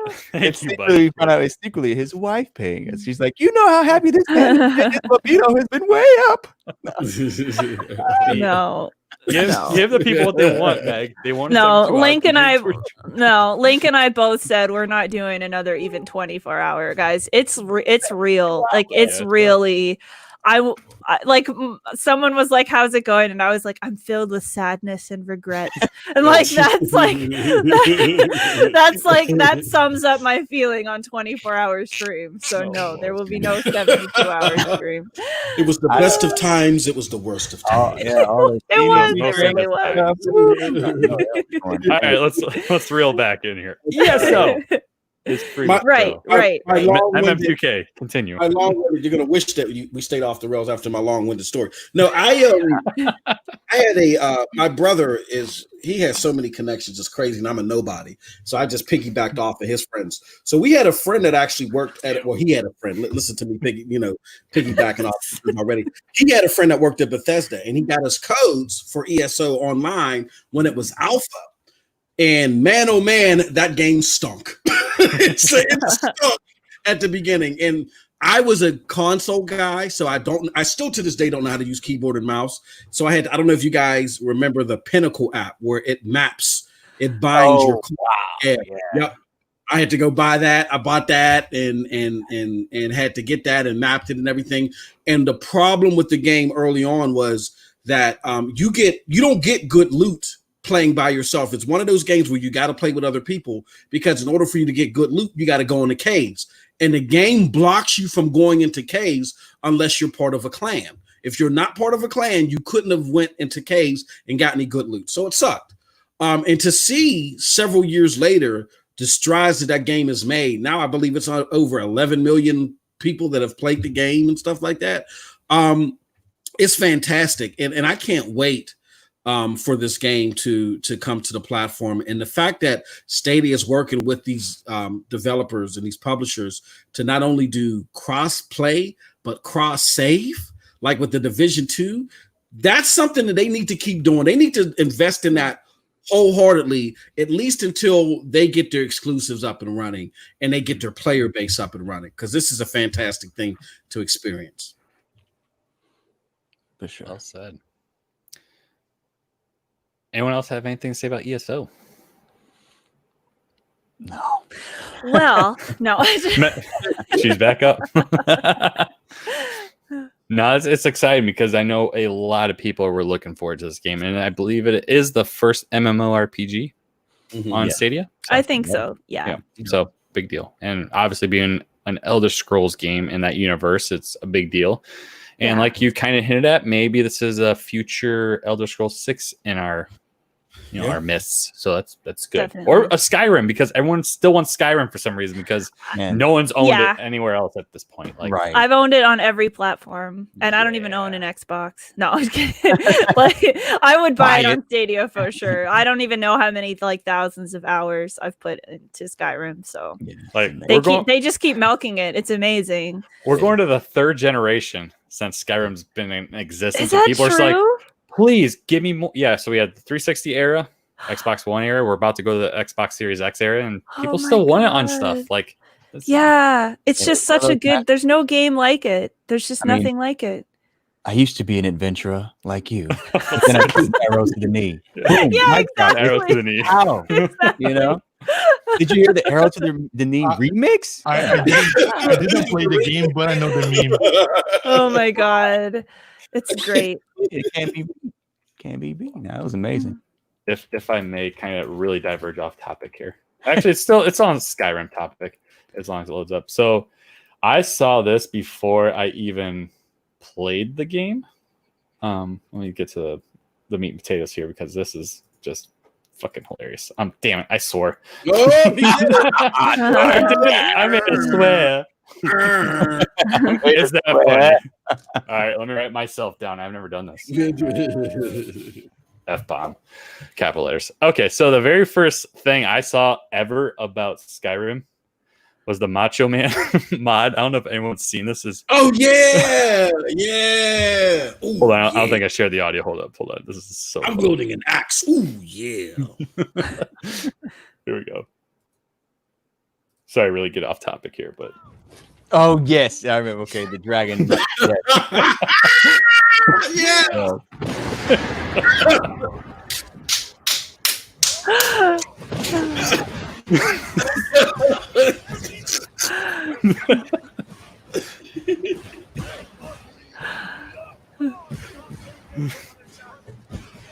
That's right.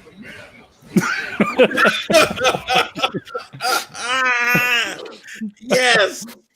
Oh, yes. Back on topic. So ESO, any last words? Macho Man Randy Savage is my spirit animal, just by the way. Just so I was just about to say, oh yeah. Oh yeah. All right. The carnage.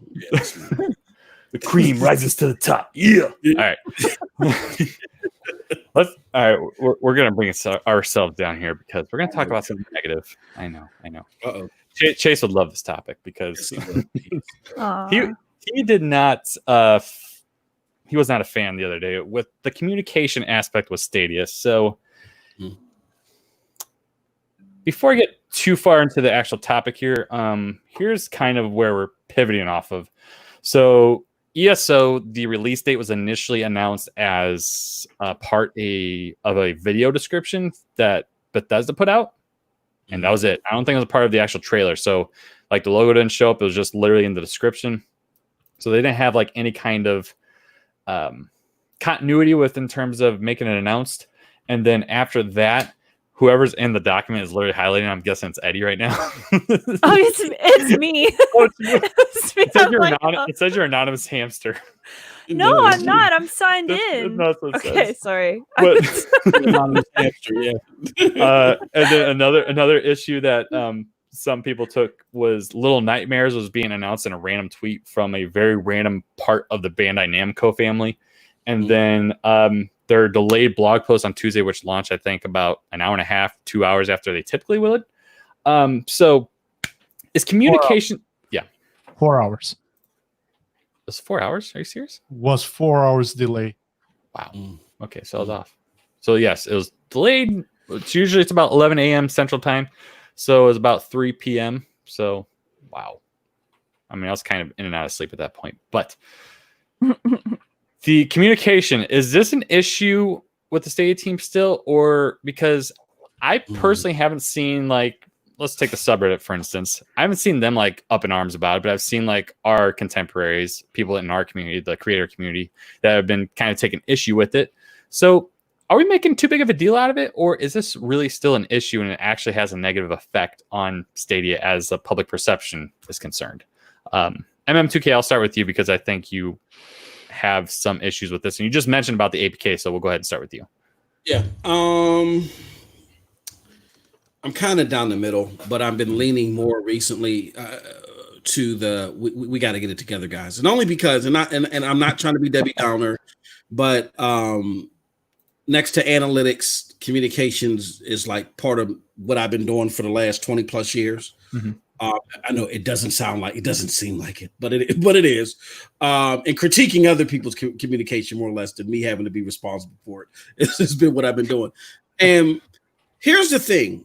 I totally get that Stadia, and we talked about this, Jamani, with Raindrop, that Stadia's approach is, hey, look, communication on stuff like this is organic now. We can scale back our communications team because people will spread the good news. They'll spread it like, they'll spread the joy. The thing is that's partially true because it is us that'll spread it to each other. But when I go outside of our bubble and I talk to people that may be on the fence about this platform, they still think we got the same old freaking games from November. They don't know what we have. And in that case, the traditional forms of communication, at least some of them, have to be done for those people on the periphery. And I think that's important to do because there's more people on the periphery than there are people inside the bubble. So when you have a situation where a big game like Elder Scrolls is coming out, I get it that, again, all your stuff is third party. Some things happen without your notice and they're not always courteous about it. But that's where you got to turn lemons into lemonade. Have sizzle reels ready. Have videos already ready.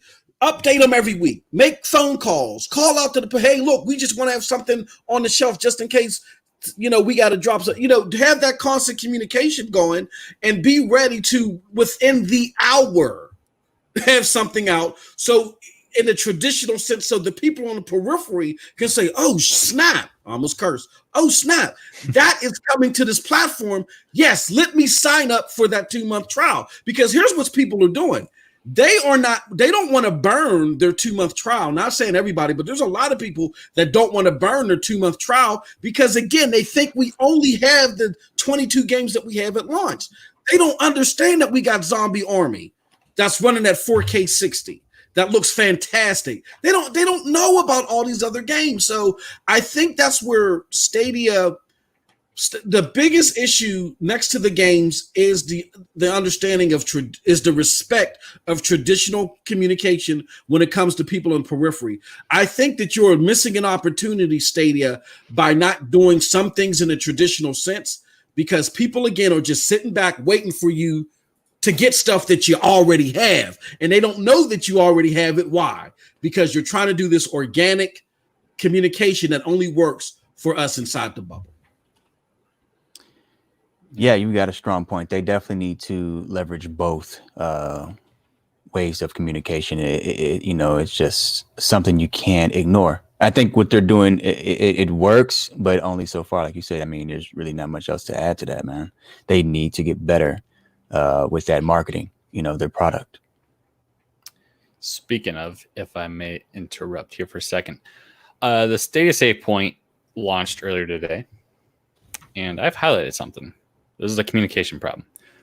They put ongoing discounts for Stadia Pro subscribers. Check out the web or mobile Stadia store for the latest. Now, that would imply that there's discounts available. Am I reading that wrong? You may be. Yes. Am I actually reading that wrong, or is that how you should interpret that exact sentence? I would say it's how you interpret it. Okay. So saying there's ongoing discounts for pro subscribers doesn't imply that there's ongoing discounts? Doesn't mean that they're ongoing right now. I wouldn't. I would interpret See? Okay, well, that's a problem. This is what I just said about splitting hairs with everything that Stadia says. Like, they'll be like, well, we said they were ongoing. We didn't say they were ongoing right now. And like, well, we said Elder Scrolls was going to be a game. We didn't say it would be a game at launch. Like, oh my God, like, okay, so you technically didn't say that, but like, you know how people are going to read that, you know? Yeah. So, like to Eddie's point, if you are experienced with the with the application and in the platform, then of course you're going to say, no, that's not what they're saying. But again, you're trying to reel in people, the vast majority of people that are outside the bubble. And I hate to say this, and I can say this because we're Stadia family. Unfortunately, the people that are outside the bubble, and I'm not trying to be mean, they're sheep. They don't do the research. They get told third, second hand on everything. That's why someone like Wrong Ye can have 85 million subscribers, because people don't do their due diligence. It's just the way of the world. So because that's the reality that you live in, you have to be a little bit more concise in how you break things down. You know what I mean? And that's something that I learned working in the Fortune 500 world. Let me say this real quick. I hate bloviating so much, but I was known as the Terminator at my job. And that was because when people were on their way out the door, they said, just give them the MM2K.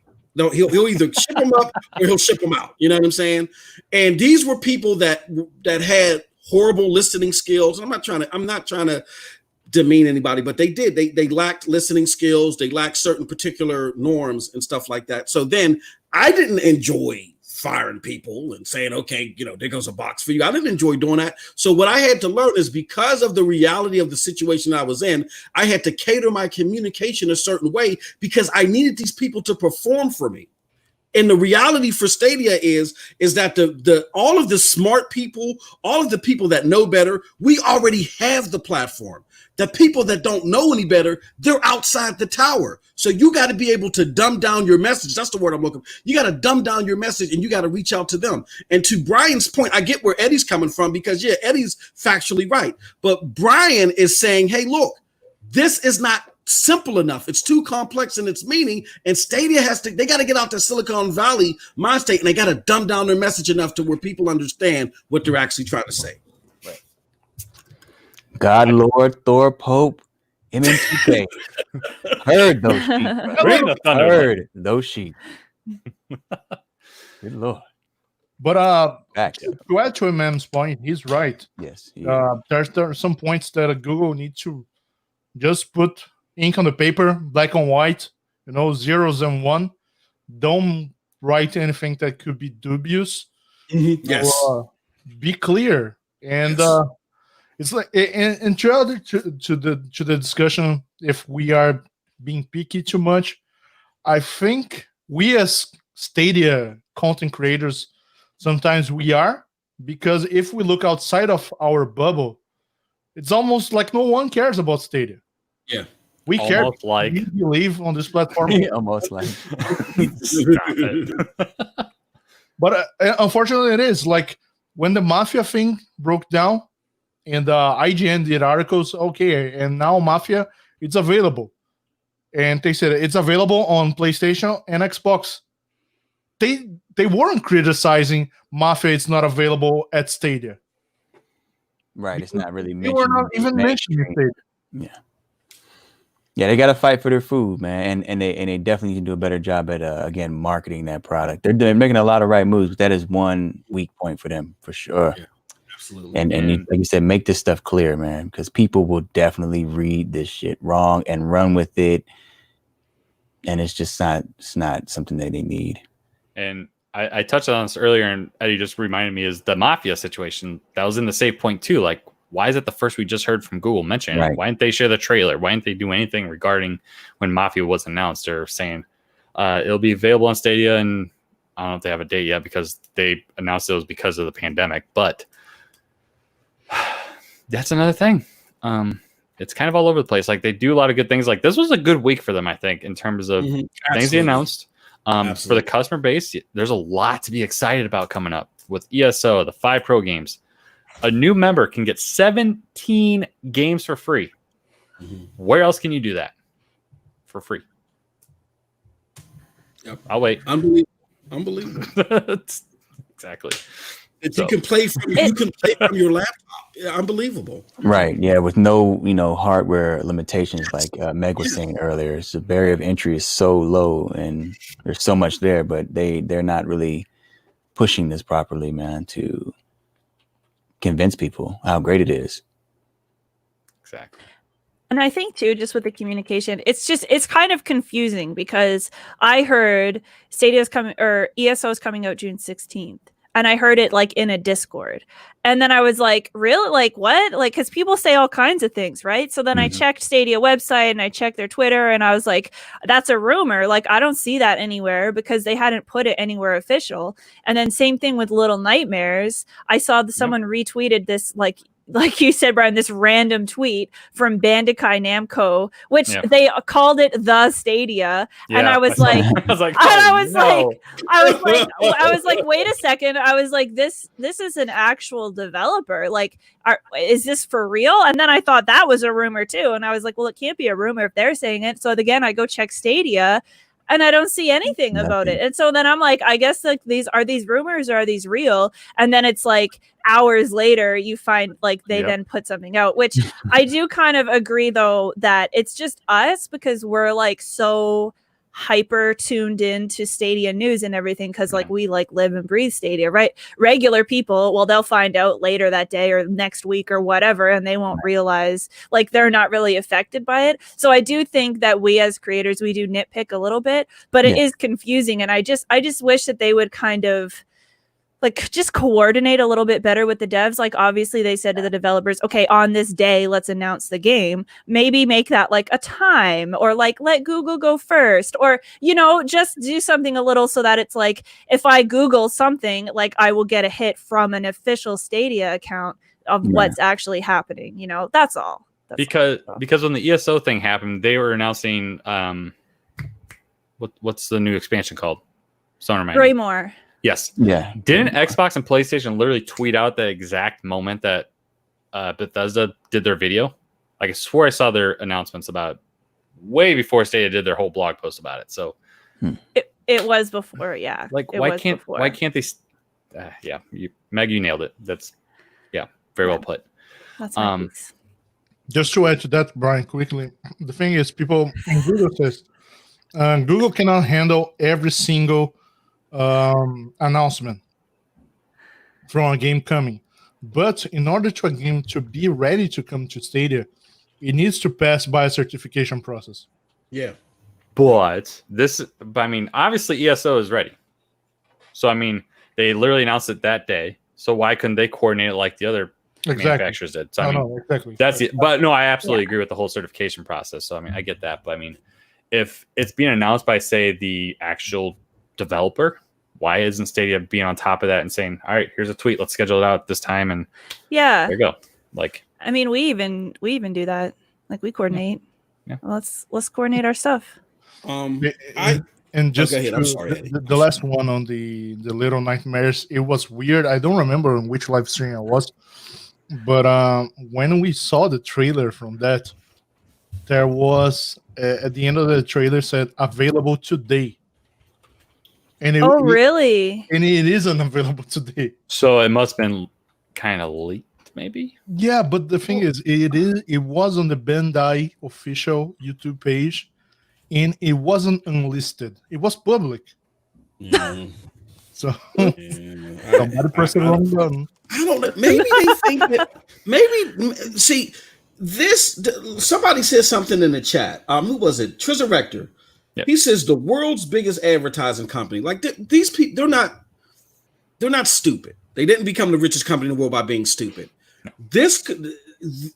what they're doing could speak to who they think their target demo is. And I'm trying to understand, do they think that there's a target demo out there that doesn't know much about games, but is willing to go search every crevice of the internet to find out what you're getting? If so, I don't know what part of Krypton they'll find these people on, but I've never ran into anybody like that. You know what I mean? Like, who do they think their target demo is? Right, because I mean, again, if we're having so much trouble as people who are deep diving into this every day, I mean, it's a Duncan. If I may go back to the article from the GameSpot, there was a sentence there from the Zelnick guy.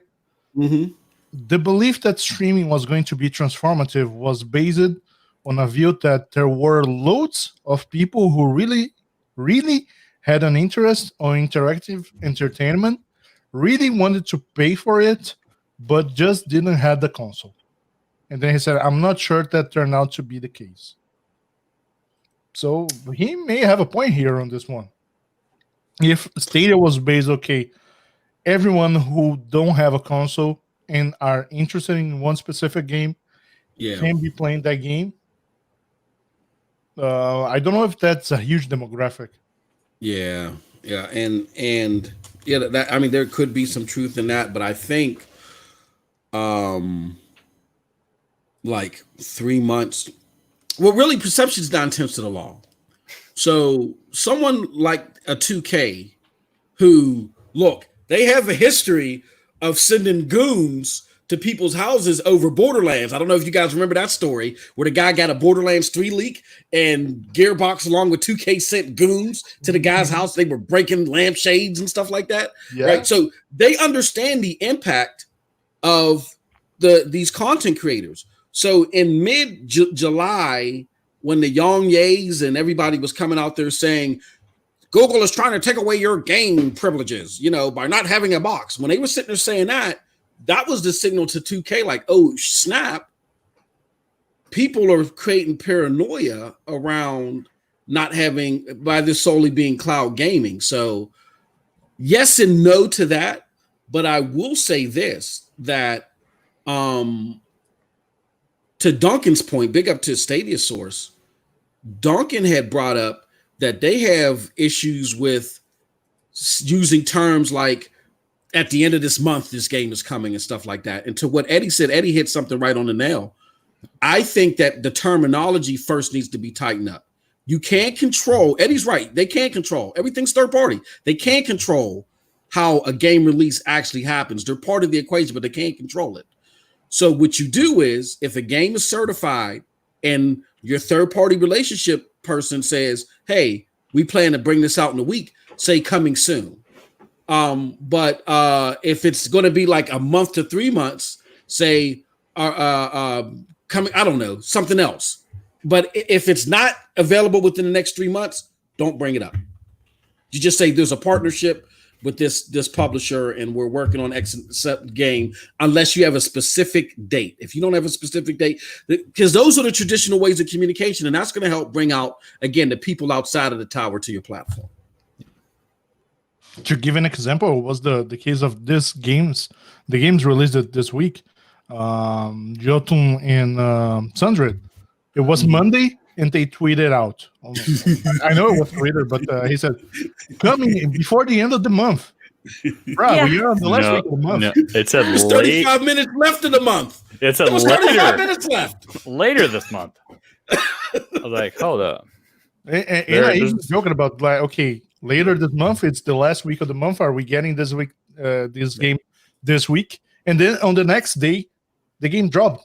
Why don't you say, okay, this game is coming out tomorrow? Or not say anything at all. Yeah. Don't say anything. Just do a self-drop. I mean, technically, if you look at the semantics of it, it is right. I mean, later that month is still tomorrow. See? That's what I'm saying. You're right. It's what I'm kind saying. of like, why are you splitting hairs here? Yeah. Stop it, Google. God. Bad, Google. Bad. I'm going to set off everyone's home. Hey, Google. I just feel like doing that. Okay, so let's move on. You guys have any last things to say about communication? You better just shut everything off. Wait, my phone just started up. No. Any last things to say about communication? 6'4", you spotted something. Did you want to elaborate on that? Yeah, I think you spotted something real important. Do we want to go down that rabbit hole? Do we want to go down that rabbit hole? I'm putting you on the spot. Yeah, I don't think we do. But I mean, we all agree on that one. But I'll just say, Google's definitely been trying it their way, and even their way, they're not doing the best that they've done. But they definitely need to, try it another way now. It's that time, man. That's all I have to say in a nutshell. All right, let's get off the negative train here. So I mean, we kind of touched on little bits and pieces of this. I mean, we can just kind of touch on just the month in general. Stadia Save Point introduced they introduced, but they kind of wrapped up everything, which they do every end of the month. 1440p is currently available on all games. Am I right on that?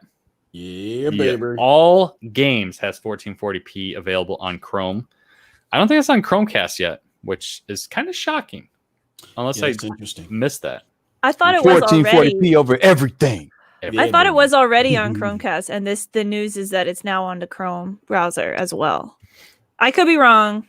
I wish there was a way for us to know that, Google. Don't know. We'll never know. We'll always wonder. I doubt that because I think the Chromecast. Well, the Chromecast, I think it is based off of people's TV sets, and so 14. I mean, even though 1440p is an option on many TV sets, not too many people, I think, operate with that. Again, I'm just fair point. But I did use the Chromecast Ultra in a 1080p TV. Yeah. Okay. Yep. Yeah. Okay. But I did test it, and that's why I was late. I was testing it out on Division 2, of course, and it works flawlessly. Yeah. Flawless victory. Flawlessly. We also got wireless controller support on PCs, which is awesome. Absolutely. Instead of having to be tethered to the stupid cord, it's done. Get out of here. Except for That's charging. awesome. Yes, very awesome. And it's the best way to play low latency because of the whole Wi-Fi connection. The Pro trial has been officially reduced to 1 month starting June 3rd, I think. Mm-hmm. Which is weird. It's a Wednesday. So I wonder if we're getting some big drop on Tuesday. Probably. I don't know. Or Monday. I mean, Wednesday's a weird day to end it. So I'm guessing it's probably going to end at 2 a.m. on Wednesday, maybe some weird time that they do. And we already kind of touched on this. 17 Pro games will be available to claim in June because they did not announce that any games are leaving Stadia Pro, which June is kind of the big gaming month every single year. So it makes sense to kind of just push towards that and say, hey, come to Stadia. You can play 17 games without paying a single thing. See how it is. Start buying games, all that jazz. So, do you guys have anything to say specifically about kind of like the roundup from Stadia in terms of what has come to us in terms of features, and just general information regarding like the trials and the pro games being available? I think we kind of touched on everything. Yeah. I would say that the wireless controller on the PC is working flawlessly now. There was a bit of issue earlier on, but I've been using it lately and it's sharp. I mean, it's perfect. So Zero brought up an interesting comment. Chrome browser Stadia experience is beginning to surpass the CCU, which for me at the very beginning, the Chrome experience was far inferior. I think it's a good comment that it's really at least either catching up or it's starting to surpass it. That's a good point, I think. Plus, mouse and keyboard is always awesome. Playing Zombie Army with mouse and keyboard is awesome. Shooting them zombie nads, right, MM? Shoot the zombies in there. I was streaming that earlier today, and I was playing with the controller, but I was like, man, because I've been playing a lot more on keyboard and mouse. That was a dope stream, man. Definitely check that out. That was a dope stream. But I was thinking at the time, I was like, man, what would this be like playing with mouse and keyboard? And I played the well, it was like a weekly challenge or something like that, Brian. But it was the zombie hordes that you were telling me about. Horde's awesome, isn't it? Sold on it, man. It is awesome. It is. Yeah. So we're playing over with Rock's channel. I love that mode. I love horde modes like Zombie, Gears of War Horde. It's just I was watching that. Good. I wondered if it was horde mode. It was like in the forest. Yeah. Are there different maps or is this just there's different maps. Yeah. Okay, cool. I gotta check that out. That game is really fun. It was really good. Yeah. Yeah. All right. So I believe the next thing on our topic here is Eddie had a little interview this week Yay. with a developer from Ooh. the new game coming to Stadia Pro called Crayta. I had one question. I don't know if I missed it. Did he mention, or did you even ask if it's going to have like a set window being a Stadia Pro, or is it like always going to be a Stadia Pro game? We are not ready to comment on that yet. Well, he commented though. That's the replies I got for the hard questions. Okay. Every single hard question that I made it. Mhm. They were not ready to talk about it yet because there were questions like, are we going to see a price? Is it going to be pro forever? Mhm. But the thing that is still tickling in my mind is he's saying, very soon we will hear about that. So even tough questions like, are we as players will be able to create games, and in my game I select, can I this game I want to have crowd play, on my game I want to have stage share, can I do that? And he said, we have used it, well, we know these features exist, but we cannot comment on those features. Yes, Stadia's been very tight-lipped, or at least forcing developers to be tight-lipped about these features.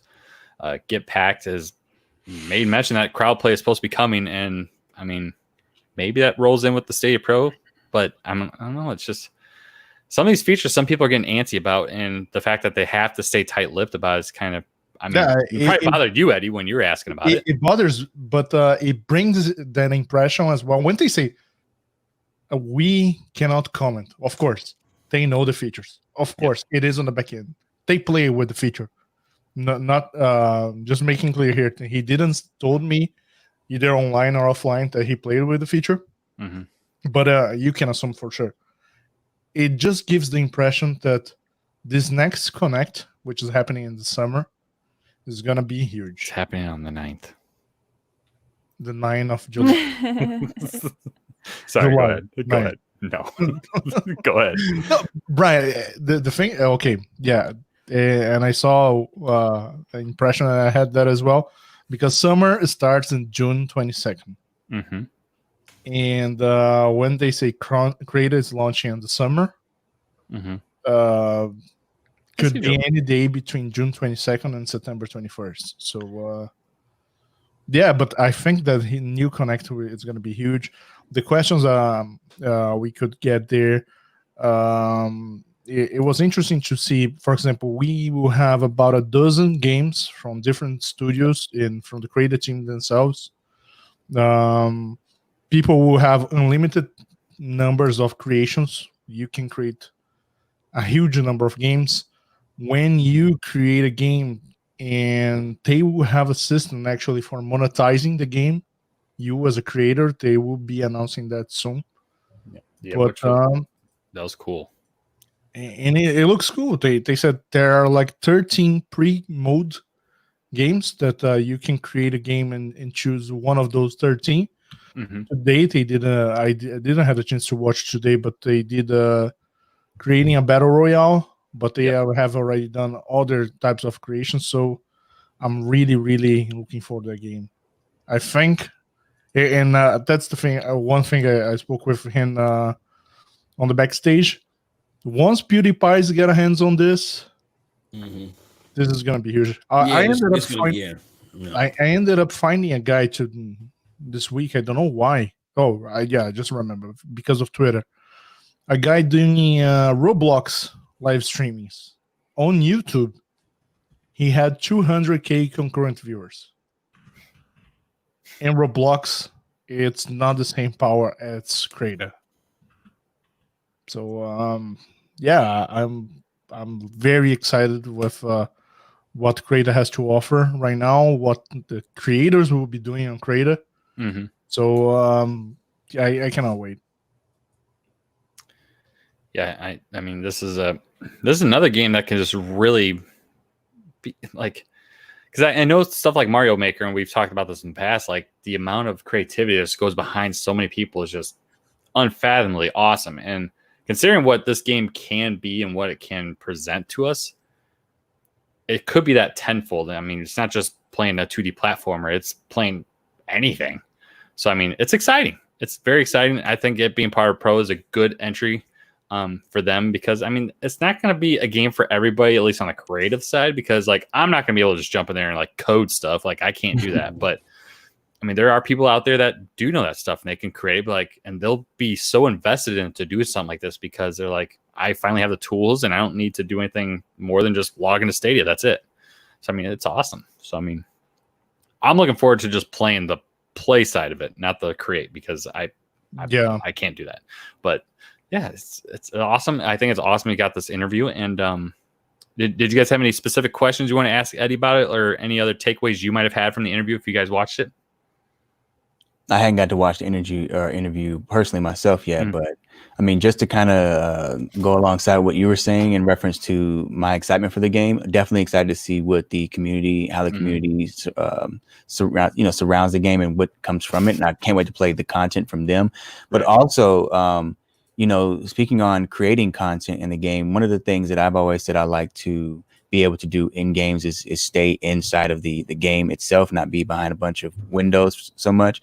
And this game allows you to actually play a game of making a game. So you're actually staying in the character mode for, so much of it, more of a simplified version of creating a game. And I think that's really cool. So I may find myself spending more time actually creating a game because I'll be able to do it that way, So yeah.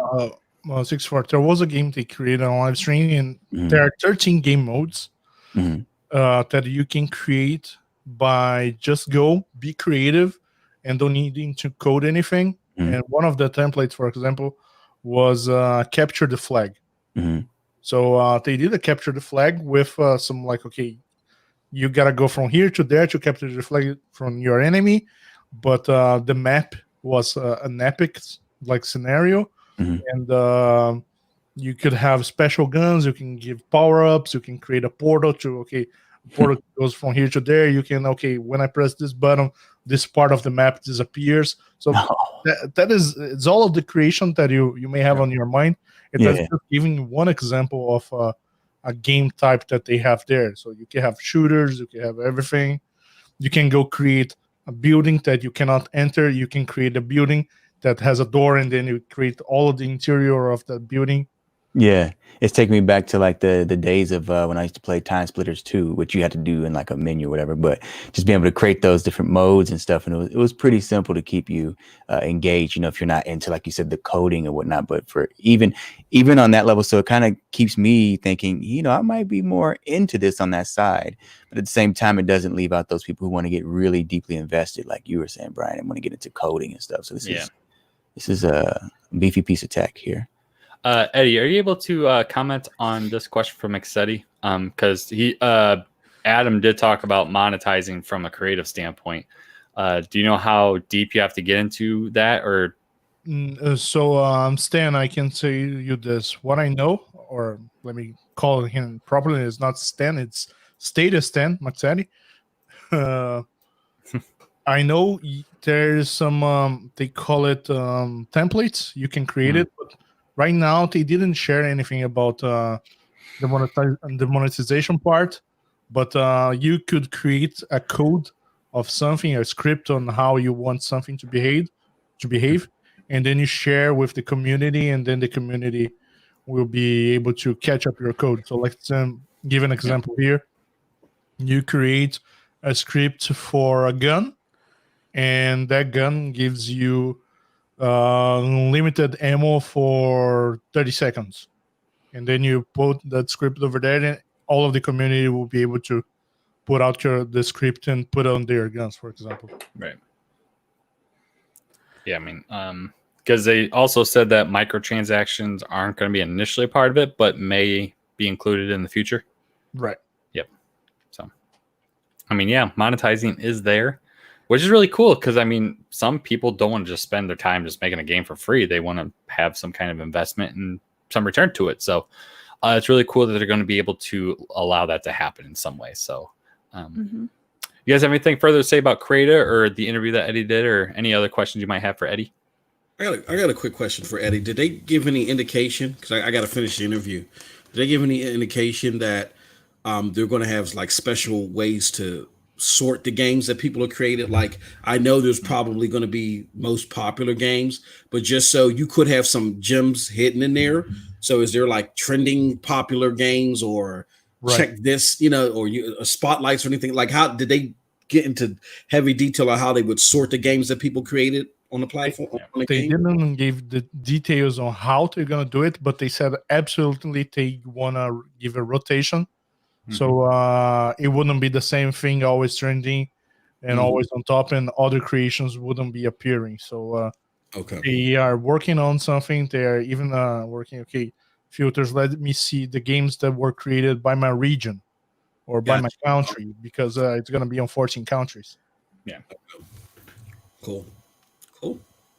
And I think he did say that there would be like highlighted games. He was like, oh, your game might be featured on the not watch page, but what did he say? Play page or something. So I think there will be something like that. I had something to say, but I wanted to say it to 6-4 specifically, and he left. So now I don't know whether I should say it or wait for him to come back. So I'm back. Oh, he's back. Okay, perfectly.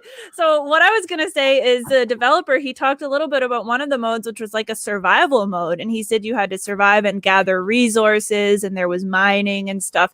And that's when I was like, oh, okay, because that sounds a little bit more Astroneer-ish. I was like, okay, so there's games that are kind of like that too. And not games, but I guess modes. And I don't know if I want to build any games, but I want to play the games that you guys and the viewers and everybody in the community are going to be making. So, but maybe I'll change my mind, because what I did see of the game, I checked out a little bit of a stream that they did.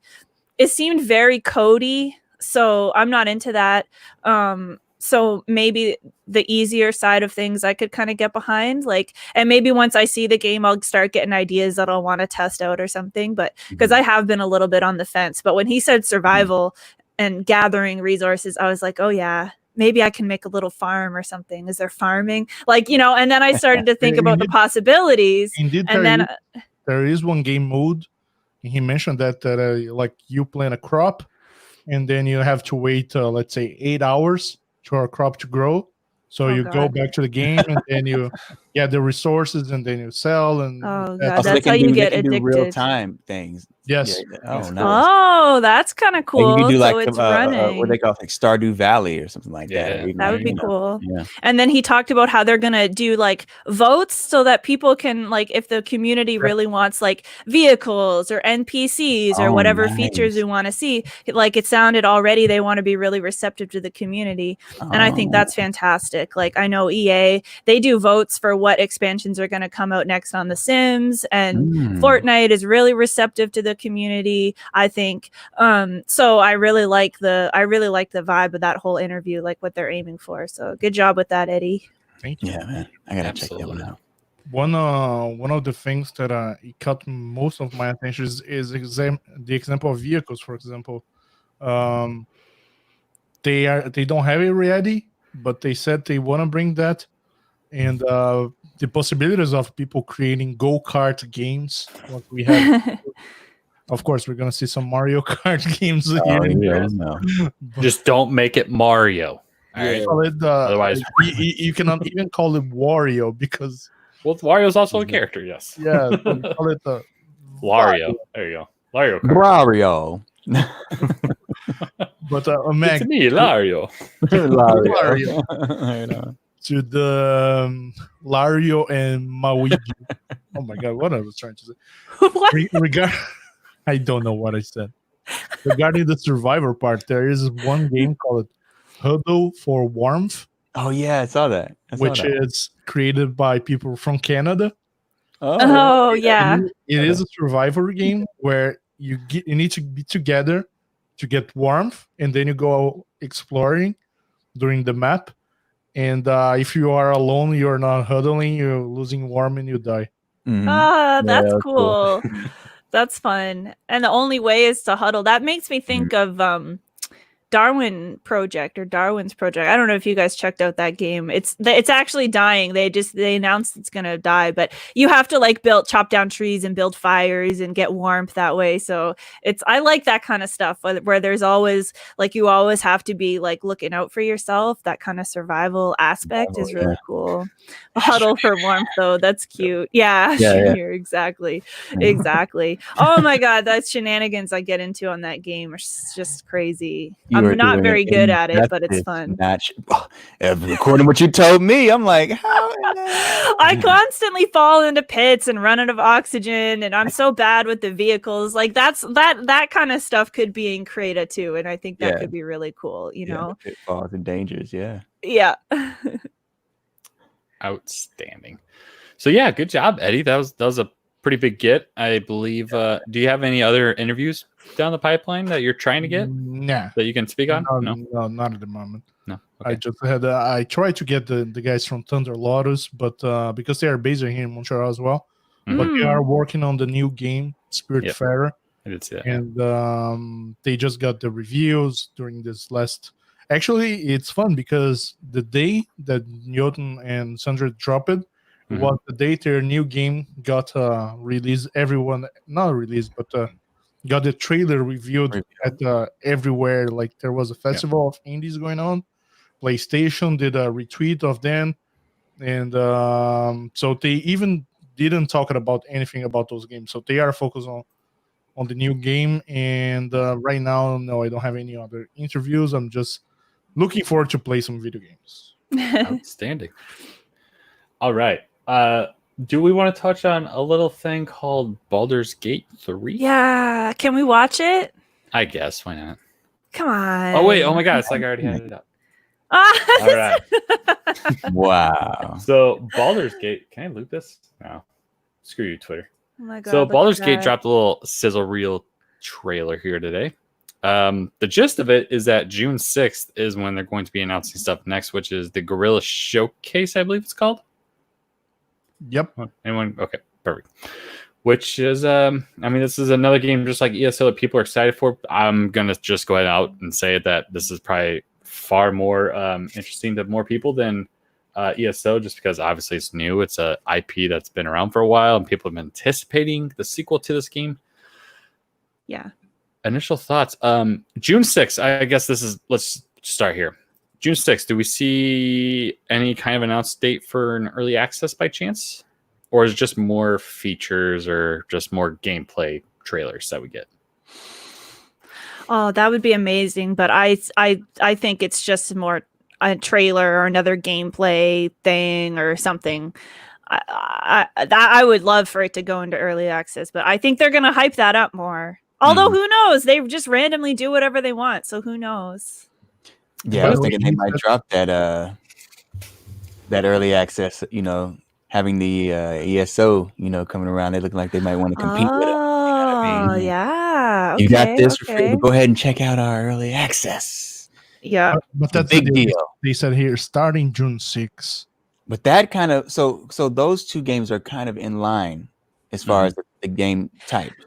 Yeah, very, very similar. Even just looking at them, they're visually very similar. Wow. So, now that, I had that in mind because I played a bit of ESO in the past and I like that style of game. That makes me a bit more excited because before I was kind of like, I don't know. It looks good, but would I like it?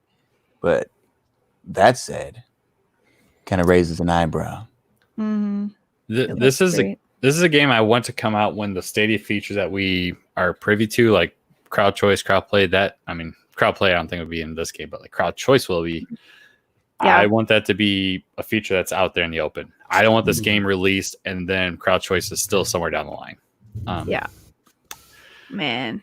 Well, that might be a strong possibility, Brian. We know how Google, again, I'm not being a Debbie Downer, but the features, that's why I kind of wish that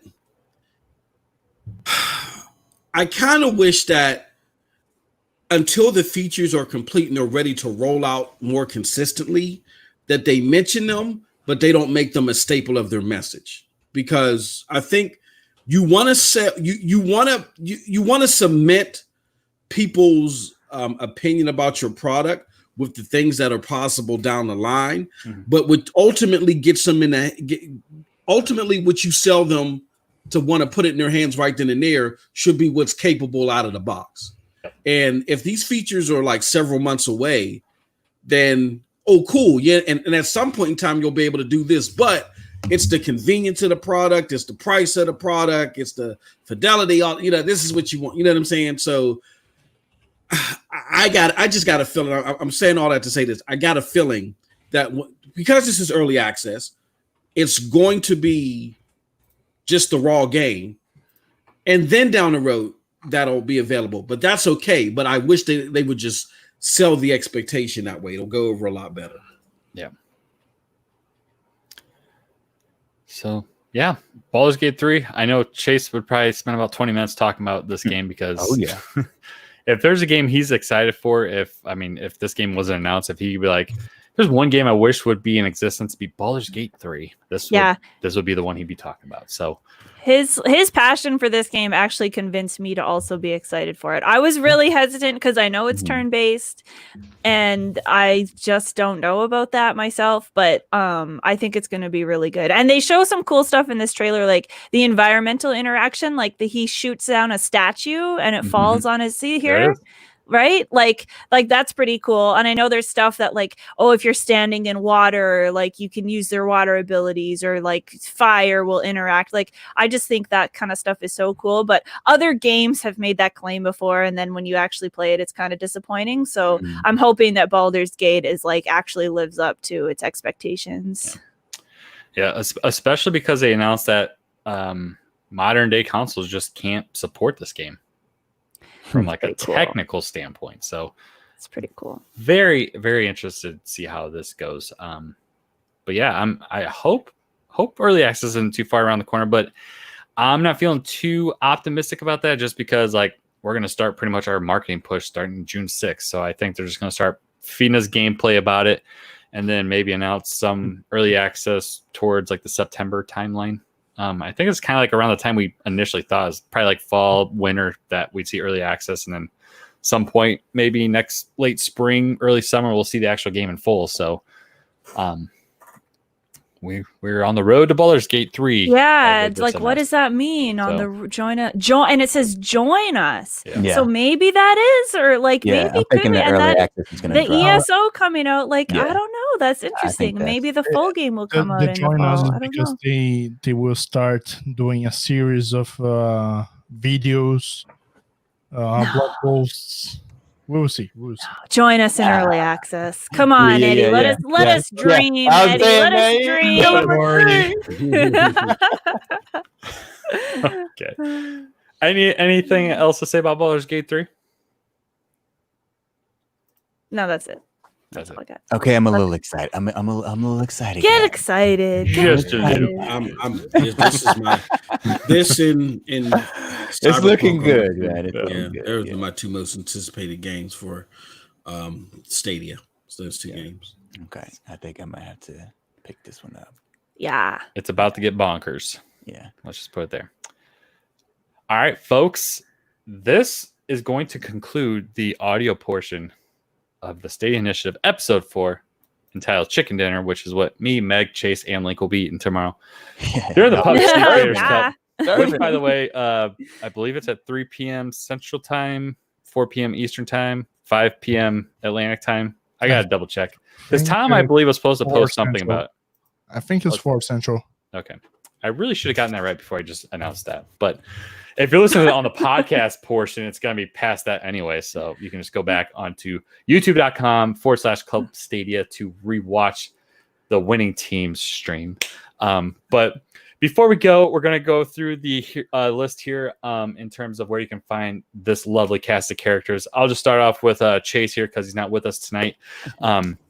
You can find Chase over at youtube.com/Stadia Talk and on Twitter at Phantom UFC Fan. He does a lot of live streams with guests. I believe he's going to have Ray on tomorrow morning. He does his Saturday morning Stadia Talk. He does a Stadia Spotlight, which I believe all of us have been a part of at some point. Kind of just, showing us off to the world. He just says, here you go. This is this person. Meet him. good dude. Obviously, he's a big part of this team, and we couldn't do this without Chase. And obviously, we struggled without him tonight. But I'm just kidding. Especially with Baldur's Gate. With Baldur's Gate, yeah. I mean, we would be talking about this probably for another hour with Chase here. So, I mean, if Chase watches this, You'd be like, Germani, you gotta get excited, man. I know. Yeah, he will. How did you only spend 10 convinced minutes me. talking about Baldur's Gate? Yeah. Yes. But you can find Chase, as I already said, at youtube.com/Stadia Talk and on Twitter at Phantom UFC Fan. He's also known as the Godfather. He loves that. But Germani, where can we find you on the awesome World Wide Web? You can find Hawkeye on Twitter at Freeform64 and on YouTube at youtube.com/LXIV Gold. Boom. Eddie, you are up next, sir. So I'm gonna pull a Kai here. You don't find me, I find you. Ooh. Stop. Where can people Ooh, the find you? Hitman. Assassin. Search for Stadia Player 1 at Twitter, Facebook, YouTube, whatever you guys wanted. I'm there. There you I'm go. watching you. You don't find me, I find you. Meg, where can people find you? Yeah, you guys can find me at youtube.com/MegatronX. I do Stadia live streams fairly frequently. And on Twitter, I'm Meg_Atron_X. Wait, no, that's not right. Is it? Yeah, I am now. I changed it. Again? Just once. Wait, I thought it was I thought you just did your old one. Okay, never mind. No, it's new. But I wish it was all the same everywhere, like Eddie. That's so cool. But someone took it already, so I have to make it Someone took slightly different. Megatron X already? Yeah, can you believe that? I should see who they are and try to get it from them. And All right, find well, them. Yeah. Yeah, find them. Well, we need to get you verified, and then you'd be like, yo, this is actually me, so kick them off, please. MM2K Thor, the God of Thunder. Where can people find you?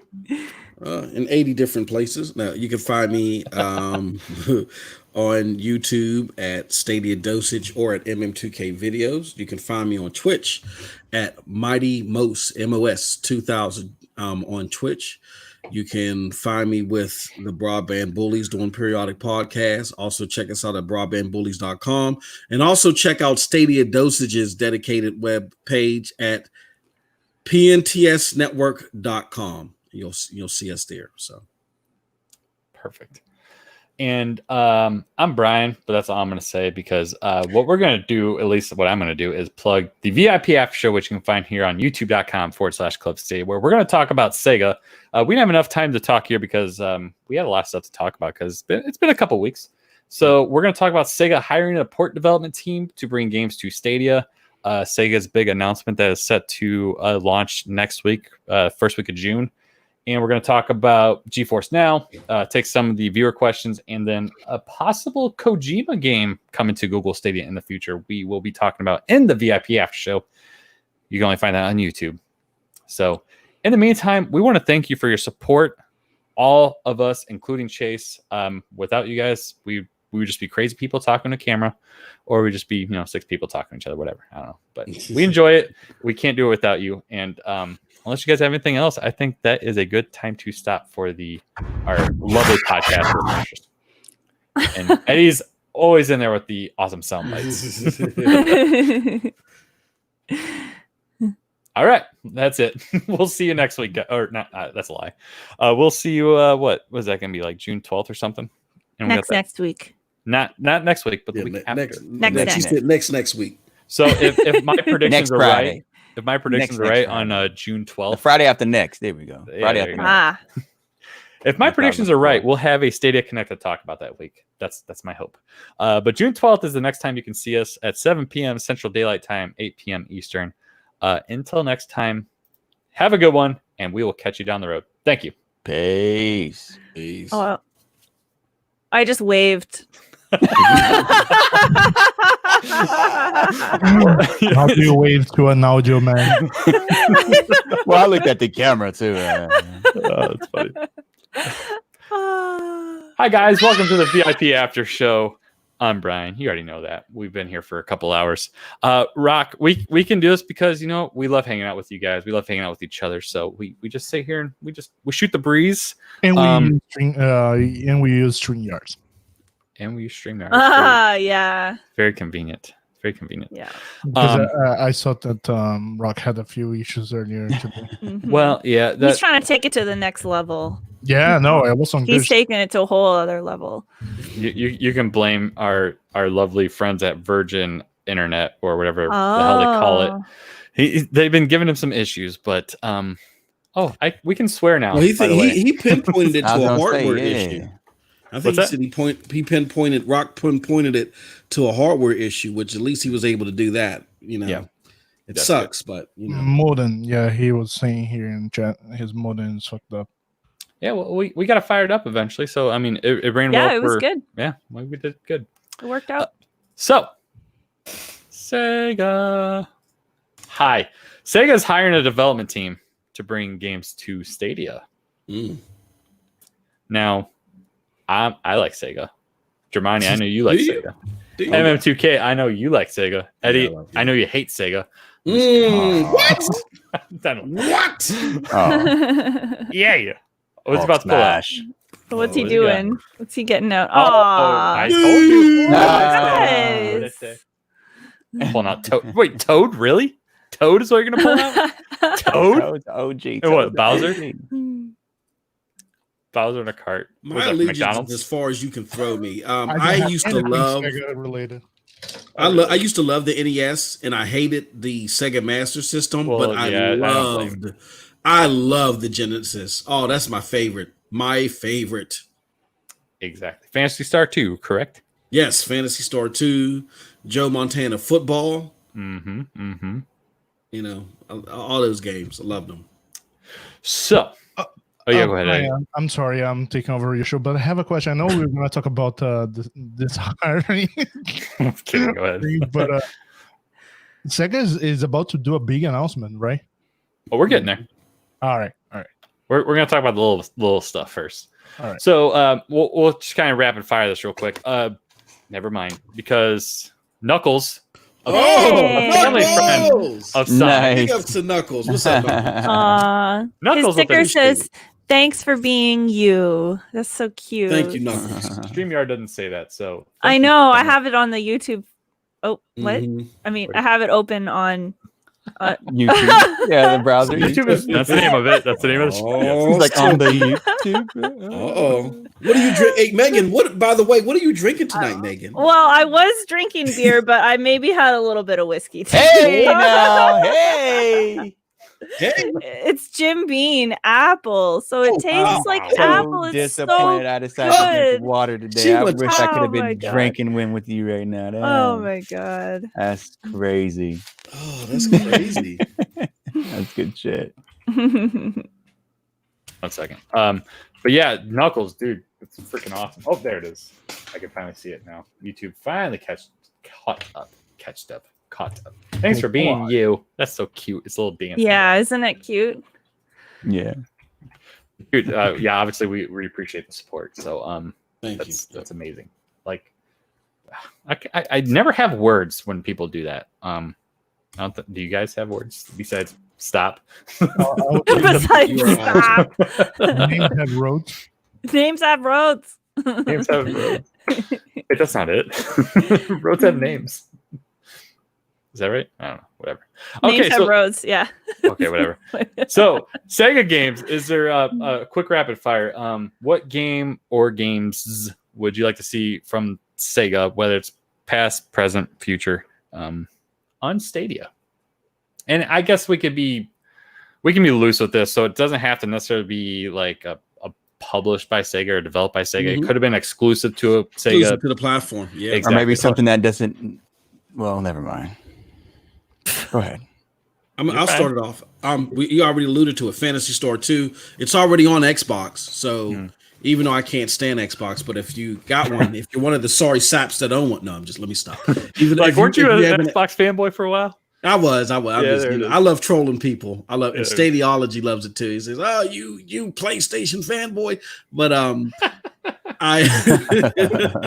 no, it's on a platform. It's worth buying. It's one of the. If you love Octopath Traveler, there is no Octopath Traveler without Phantasy Star 2. Period. Like the traditional JRPG, there is no Final Fantasy I'm sorry, because that's what that's what took turn-based RPGs to the next level with the storytelling and the layers in the action, and then they just got better. And then Final Fantasy was born off of Phantasy Star 2. So I would love to see Phantasy Star 2. The crazy person in me would love to see it remastered, because the story, that's one of the deepest, craziest stories in RPG history. And secondly, I would love to see a little known game called Valis 3. Valis 3 is a game about nothing but female protagonists, and they do nothing but kick man ass for several hours. The best action game ever. I'm sorry. Sega Genesis was full of them. So check that out. Look that up. Valis 3. Phenomenal game. Phenomenal. All right. Jeremiah's like, I don't know how to follow up. Yeah, I'm a little scared. Shaking his boots up there as Hawkeye. Well, look, I'll say this, since he went ahead and said a remastered potential. I'll say this: I want to see Sonic R remastered. Interesting. Yeah, I'm tired of seeing Sonic and friends in vehicles and with guns and stuff like that, or shit like that. Since we on the after show, come on, man. Like, please give us a Sonic R. Sega, take the time out to do a good Sonic racing game. I mean, it's why? Man, that's a throwback there. That's a name I haven't heard in a long time. Well, Sonic it's R. funny because I said it maybe, when did the last Sonic Racing come out? Late last year was Team Sonic Racing. Right. And it was funny because I said I wanted a Sonic R, new Sonic R coming out, and then like maybe within a few days, Sega announces I show like the little flag and an R for the Sonic. I was like, oh, come on. And then of course it's Sonic Racing. I have the game, but I mean, come on, man. Like, actually think out some clever level design. They don't want to do it. You know what was depressing about that is I got on the Switch. I'm sure you probably did too. Like day one, the lobbies were dead. No one was in there. I was like, I'm trying to play online and no one's there. Yeah, it was kind of disappointing. But it doesn't belong. This is what we should be getting. This is Sonic R for the Sega Saturn. Technically, the only new Sonic game that ever came out for the Saturn, even though it's not actually, like a mainline Sonic game. It's just a racing game. But yeah, it would have been able to stand next to Mario Kart because it would have been something original that only really makes sense for Sonic franchise. I mean, it just, I don't understand why they don't do this. I get it. They're lazy. I'm sorry. They're lazy. They don't want to take the time to develop interesting levels, man, that would take advantage of something like this. Yeah. It's disappointing because that's their flagship character and he gets done the worst. Sorry. Not Knuckles. That's on the screen right now, but Sonic. Yeah. Right, I mean, he's not had a very good last couple of years. No. Let's just it's not cool, man. Yeah. All right, I'm gonna get this right first time. I promise. Lil Tortilla Boy. Yay! Nailed it. Lil Tortilla Boy, what's good? LTB with a $5 super chat. Give me that Yakuza 0 through 7 and Judgment on Stadia. Yeah, Yakuza's been through a lot of the remasters lately. Yakuza was on the release list of Xbox, right? When they showed Xbox Series X. I'm not sure. I don't know if anyone else saw that. There's Amy back in the day. Jesus. Mm-hmm. Yeah, she needs a car. I get it. Yeah. She ain't getting anywhere with her hammer. Exactly. But LTB, thank you for the super chat. That's so awesome. But we'll get to Yakuza in a moment because something might be cooking. But Eddie, I know you're a huge Nintendo fanboy all of a sudden. But I can, not all of a sudden. No, Brian, I'm sorry I'm gonna plug this, but you as a patron, Brian, go listen to the special episode that I posted yesterday when I told my whole history of video games of the team. And I talk a little bit on Nintendo there, but a little bit, he said. I played on my Dreamcast, not my Dreamcast, a friend's Dreamcast, Virtua Tennis. And I love that game. I love that game. Yeah. So, that's a good one. And I think I played Virtual Tennis on the Wii as well, if they remastered for the Wii or they launched the version for the Wii. So I would love to get that game on Stadia. There's no tennis game on Stadia right now. Yeah, that would be a great. There's barely a tennis game out there in the world. It's just World Tour right now. Yeah, I mean that's like the best tennis game aside from Mario Tennis. Of course. Except for Me Tennis. What's it called again? Oh, was it? Yeah. The Me Sports Tennis. Me Sports Tennis. Yeah. Or Wii Sports Tennis. Wii Sports Table Tennis as well. Was good. That was good. But you know, man, they have a really good version. Oh man. Yeah. But Mick said the Tower of Sega. This is the Tower of Power. Yeah. This is actually mine right here. So this is the Sega CD Gen 1, the Gen 1 Genesis, the 32X, and then Sonic and Knuckles and Sonic 3 on top. The US side of the company did not want to listen to the Japanese. They were like, no, we're doing it. Yeah. So we got. Yeah, the mini Genesis they did, so the Mega Drive over everywhere else, they got like an actual little plastic version that they could do on top and underneath it. But this is actually the real stuff right here, which is it's absurd looking, but it's really cool to look at. I don't know. Yeah, people talk crap about the expansion pack for the N64. Come on, did we forget? This was insane. This was a thing, folks. It was. Like the Sega CD, the 32X, these were attachments for this guy right here. Oh my god! What the heck? Yeah, that's instead of releasing a new console, this is what you got. You got like each thing here. This, yes, it's man. Sega was ahead of their time. I was gonna say though, they on Android, there's a really good version of Virtual Tennis there, or a good port of Virtual Tennis you can play with the controller. You just play with the Mogul Pro controller all the time, and it plays really well. But Virtual Tennis is awesome. It is. I love that. That was a good call, Eddie. All right, Meg, do you have any? I know we talked last time that you never played Ocarina or Majora's Mask or you got to play some any Zelda games. Have you at least fixed that problem, or do we need to send you like a SNES Mini or something? No, I've never played any. I've never played any Nintendo games or any Sega games or anything. It like the heyday was over by the time I was like gaming for real, right? So I don't know. I'm glad that they're coming to Stadia because it's going to give me a chance to see what you guys are all ranting about all the time. Somebody get on the Switch. Yeah, I don't get it. I straight up don't get it. Like Animal Farm, like I don't. Animal Crossing, yeah. Animal Crossing. I'm with you there. I'm not Animal Farm is something completely different. Yeah. No, I don't know. I gotta check out these games. So yeah, hopefully they bring something over so that I get the Breath gist of the of Wild, Mario Wild. Kart, Odyssey, Animal Crossing, and that's just start. I mean, she'll be done. Sorry, she'll be done, guys. I'm saying done. So I'm telling you. So what you're saying is you've really never played a Sega game in your life? Yeah. Is that what you just said? Yeah, I don't think so. I played a little bit of one of the Sonics at my friend's house. Like, so collecting the little rings is familiar to me, but that's it. That's it. And I played a couple races of the Mario Kart game. Brian's head is about to explode. But that's okay. it. That's all I've ever done. I'm about to at my friends' houses. So this is this is the list of Sega Genesis games, and this is a collection currently available on Steam for less than $10, which includes. Let me pull this thing away. So let's look here.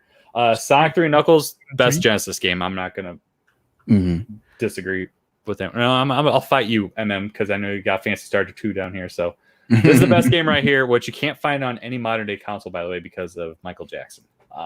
But you got Streets of Rage 2, you got Golden Axe series, Virtua Fighter 2 on the Genesis. You want to play that on the set. But you got Altered Beast, Shinobi, Fantasy Star 4, 2, Gunstar Heroes, Shining Force, Alex Kidd, Vector Man, another platformer that's really tough, but a little fun.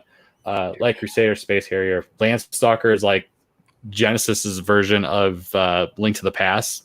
So, I mean, I know you haven't played a Zelda game, but here's your easy, cheap introduction to like a Zelda style game. Oh, Fatal Labyrinth. Oh, you know what? Fatal Labyrinth was my shit. Oh, what about golly. Did you play Comic Zone? Get that. Did you play Comic Zone? No, I did not play. That is an interesting game Because Yeah, like you but play the their- game their as box if you're art is awesome. though. Gunstar Heroes is a classic, man. If you don't, hey, look, if you don't Nobody's know a what classic, Gunstar yeah. Heroes is, then I can't even have a conversation with you. I'm sorry. That's a classic. That's a classic. But you Oh, they got fantasy. Hey, look, do not play Phantasy Star 3. That's trash. But 2 2 and and 4, 4 though. is good. 2 and 4 is good. Shinobi. Yes. Mhm. Yeah. God, Golden this Axe. is taking me back, man. And Sonic CD's on here. That's not a Genesis game. I know we kind of just touched on it, but that's a Sega Yeah, that's CD. weird. Yeah, well, And then, I mean, maybe they had to throw that in there. Where did it go? Was it Fluffy? Where'd it go? Oh, Fatal Labyrinth, man. That's like the first like tactical game of the first tactical games that you can get on console. You can't. Oh, jeez. I believe it was Fluffy. He's a big fan of Sonic Spinball. That game's also on there. It's a pinball game with Sonic in it, so I mean, it's a very it's hard, Cool. but it's actually kind of fun. But yeah, under $10, folks, on Steam, you can get all those games. It's freaking insane. For all of them All of them. It's like a in collection. one? Yep. Mhm. Oh, that's cool. Yeah, Yeah. so you can finally catch up. That's cool. Like, oh my god. Like, now do it. Absolutely. I have a lot of long-term goals in Astroneer right now, so I don't know if I can fit that in. All right, so we touched on the Sega games we'd like to see. There's a Sega announcement coming up.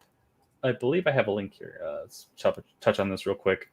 Unless someone has something, there it is, real quick to say about it. Sega, this was in a Japanese publication that there's going to be an announcement coming from Sega in a magazine on June 4th, which happens to be Thursday, I believe. Yeah. Thursday, yep. But I mean, in Japan, that might roll back to the 3rd for us, right? I don't know. Yeah, you're absolutely right. You're Yeah. absolutely right. All right. So apparently there's a Sega announcement that is going to rile up the game industry. Now, are you guys all familiar about this topic, or is this the first time some of you guys are seeing this? Are you talking about Google buying Sega? Not necessarily. Dun, I mean, dun. that could be speculation. I'm just But kidding. I know people were saying that. I'm just being funny. is this the first time you guys have heard about a big Sega announcement? Or No. No. I hate to leapfrog everybody on this, but I'll just leave this out there. Mhm. I got to be careful saying this. There are some very big moves being made. There was some speculation that there could be some moves between Xbox and Stadia in regards to something big, and this could possibly be it. And from what it's being rumored, that Xbox won this out, and it sounds like what is being rumored. So take this with a grain of salt. Again, don't nail me down to this. What's being rumored is that there could be a strategic partnership that's going to lead to Sega games, if not all of them, coming day and date to Game Pass. It's a rumor. Just putting it out there, but in the 5 percentile chance that I'm right, I want to at least attach my name to that note. told you. Yeah, exactly. Finally, I got one right. But yeah, this is some serious stuff, and I'm not 100% sure that this involves Sega. But Sega used the word. What term did they use again, Brian? That this was going to be earth shattering, or the lava's going to shoot out of the sky? What did they say? It's going to rile up the video game industry, and It's apparently going to rock the video game. And so I'm just saying. This could be big, and it sounds like that Xbox got the edge, and it could be, again, that Sega games at a specific time will start coming day and date to Game Pass. But I'm just, again, all rumor, all speculation. I'll just leave it at that. The word is that only top level senior execs know about it. So Yes. I mean, it's Yes. a big deal. Yes. It says revolutionary. Revolutionary. So I mean, is it revolutionary just to go to Game Pass though? No. Well, Or is it like a bigger partnership, like Sega games are gonna be exclusively on Xbox? Like I don't think that. I Not think revolutionary, but I mean that would be a major. Yeah. Yeah, I don't think that. I mean, this will be the first major third party that's agreed to drop their stuff day and date in Xbox. Because if you guys remember, if you've been listening to him, Aaron Greenberg did an interview with Gamertag Radio right after E3, or no, right around Gamescom, last year. Mm-hmm. And they were asked about, they said, hey, look, it's cool that you guys got your games in there, but frankly, your games are dog shit. Like, is there any way that anybody else's games will come day and date? And Aaron Greensberg shot that shit out of the sky like he was playing Duck Hunt. You know what I mean? He said, no, look, that's not the type of model that our partners enjoy. They enjoy waiting until their game sunset, giving them to us, and we give them a little bit more money. And that's the way it's going to be. And it looks like that Xbox realized that it may take them some time to get their first party studios up to a point to where they draw people to their service, like how Stranger Things draw people to Netflix. You see what I'm saying? So they said, shit, let's lean on our strategic partnerships. And it could be, again, a grain of salt, that strategic partnership is simply help us power Game Pass. Give us your shit day and date. So people will be like, ooh, now we got a big name, somebody that we trust associated to this platform. Okay, now I'm going to be a little bit more interested, and maybe it'll help solidify more consoles flying off the shelf. This, again, all rumor, but I can see the business logic behind it.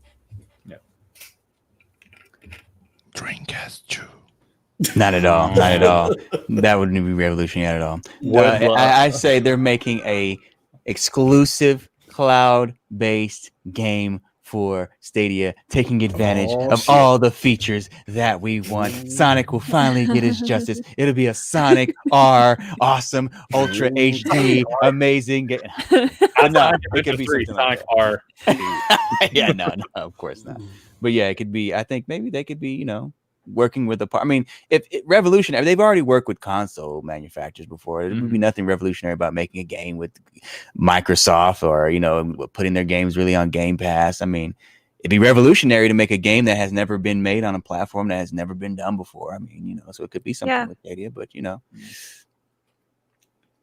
never know. I mean, Sega has done these big, we got some amazing, super earth-shattering news happening, countdown now, and then it's been like, oh, you don't actually care about that. So they've done it before. I'm sure you've seen them. They've put a renewed focus on their IPs, and they wanted to start with like Football Manager, Yakuza. I mean, they've obviously been doing that. But I mean, I think it's time for bigger names. What's that? Mm-hmm. Isn't right now or about maybe if not the 4th or the 5th a big Sega anniversary? 60. Yep.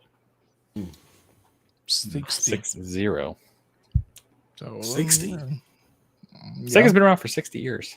Jesus. Very good timing. Yes. So I mean, I'll be honest, I have no clue, and I don't feel like guessing because I'm not that creative. But the true answer is here. Like, I mean, it could just be a lot of corporate speak to, like, oh, it's revolutionary, and it's just maybe some partnership. Like, it's like, but I don't know. I don't know. Yeah. and I hate to do that because we were all, and again, it could be a Stadia that edged out, but I'm not, from what I'm hearing, it's not so much, and I hate to do that, but it is what it is. And Sega, again, like a killjoy.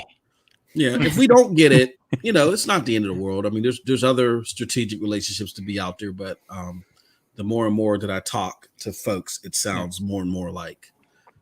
I mean, it definitely would make sense that Microsoft would go like all the way out for something like this because they really need great games that people care about, And Sega makes, whether people want to believe it or not, they make great games that people care about. They have great franchises that people want to see, and that would make for a lot of people a reason to purchase that platform, which right now there's not very much reason. So I could see them going hard for that. I'd hate that to be the truth, honestly. I mean, doesn't mean that Stadia games aren't coming. I don't think they would do a job post if Stadia game. Yep.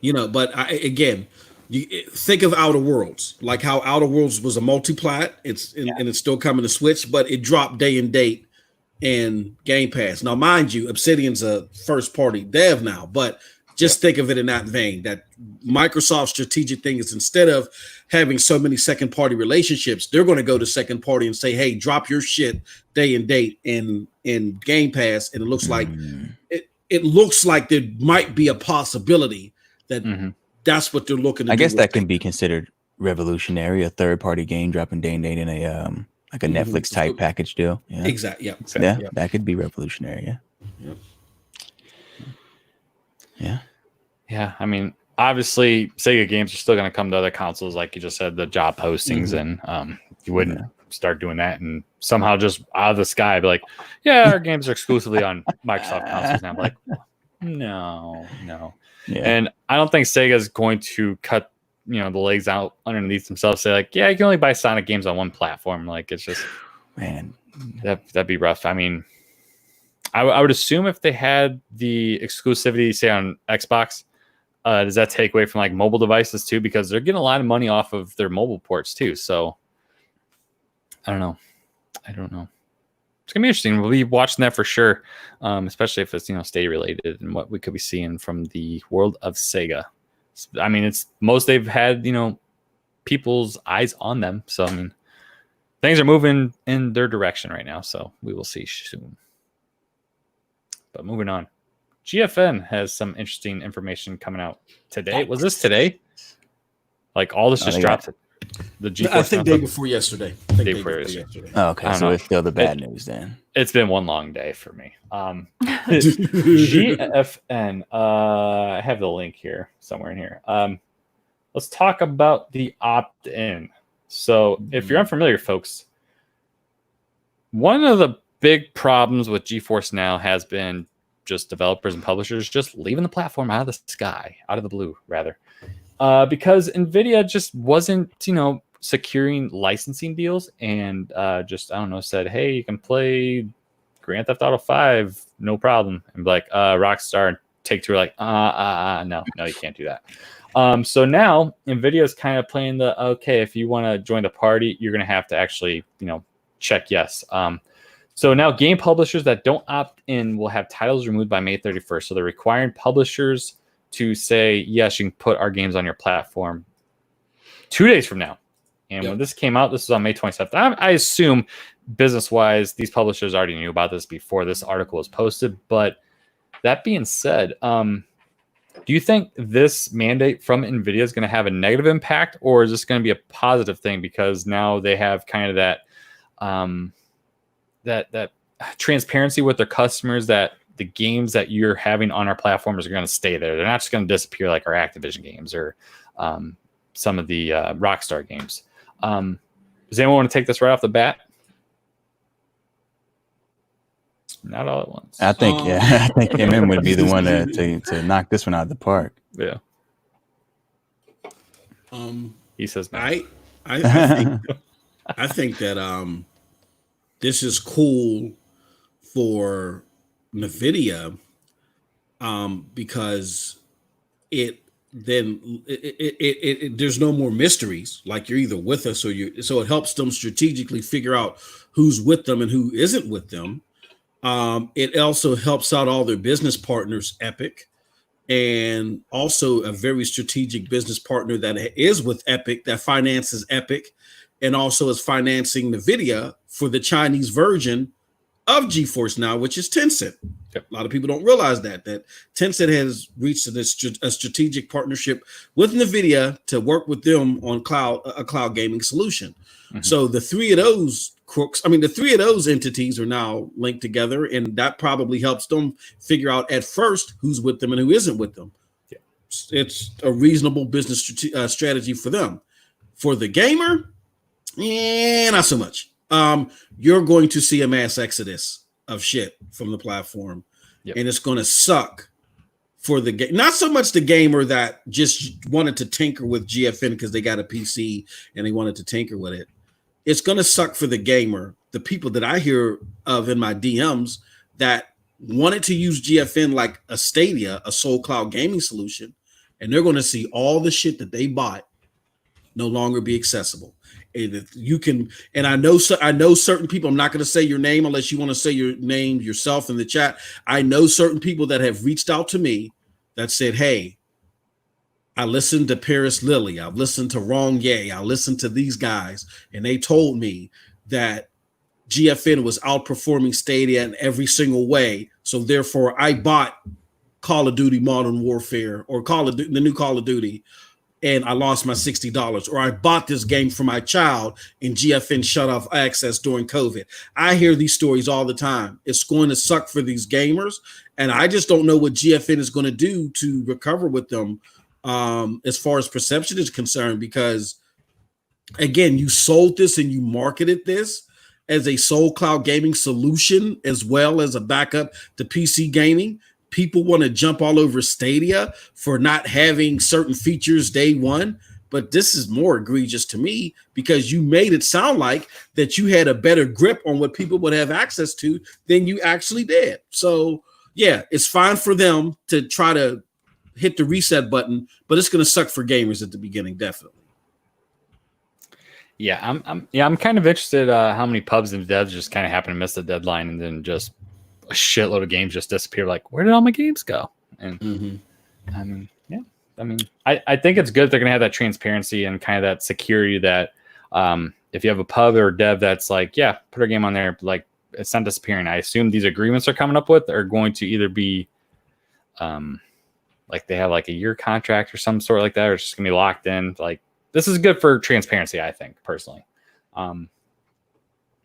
Anyone else have anything specific to say about this? It's GFN. It is what it is. Yeah, no, I'm just saddened. I'm just saddened by the idea that, you know, the game that we talked about, I'll still be able to play it now. Astroneer, we talked about this. I know we bring it up a lot, but this has a lot to do with GFN in this regard, because this is the only reason why I've had their platform or you know their service, because I was able to play, or I am able to play Astroneer on it, and it makes it very easy just to stream and not have to worry about anything. I'm pretty sure I'll be able to do it natively, no problem, but it still makes it that much easier and less worry, right? And now that people are having to opt in, these publishers, they may not do that, and that's frightening. You know what I mean? Because damn, you know, that was it for me. And Stadia, get Astroneer fast. You know what I'm saying? Because they're a sinking ship, it looks like, and this is scary. So, all right, and then they also had a information to do with Steam. That Steam is going to be supporting GFN. Pull this one right up real quick. This isn't, you know, the GFN initiative, but just happens to Stadia adjacent here. So pull this one up here.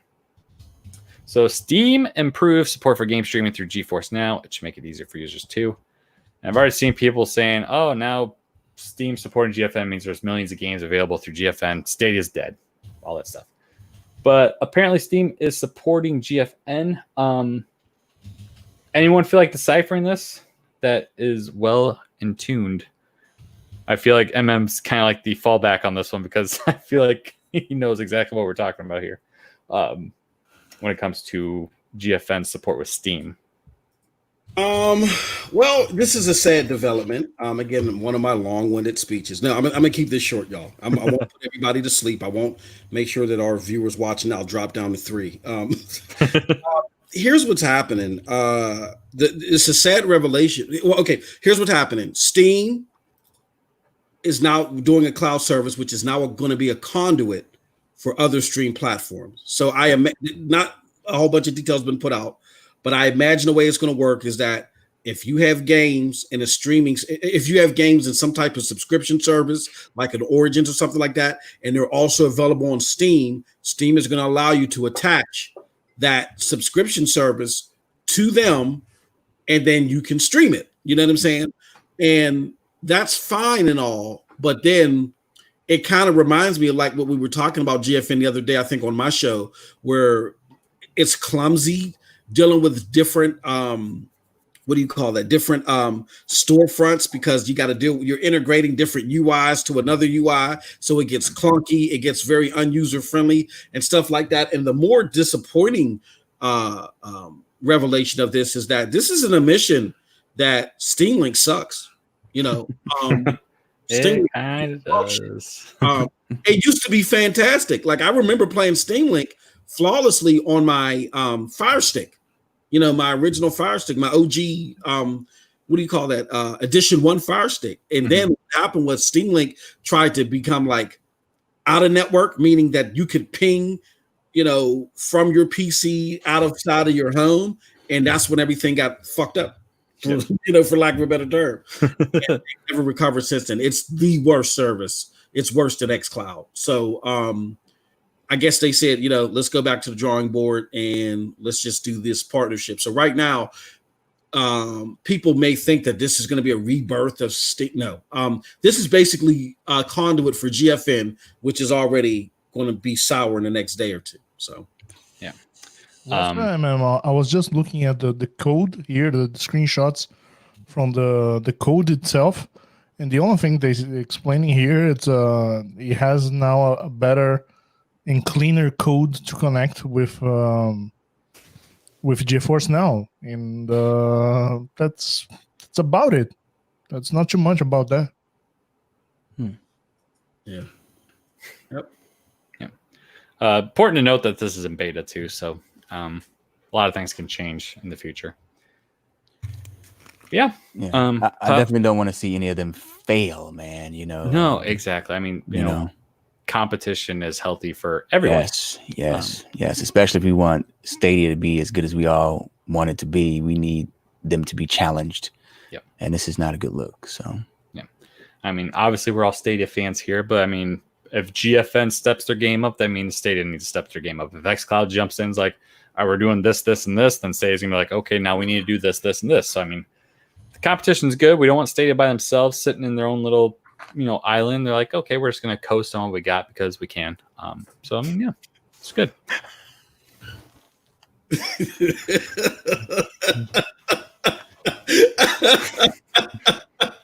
I'm sorry, bro. I'm scared. Stadia Source.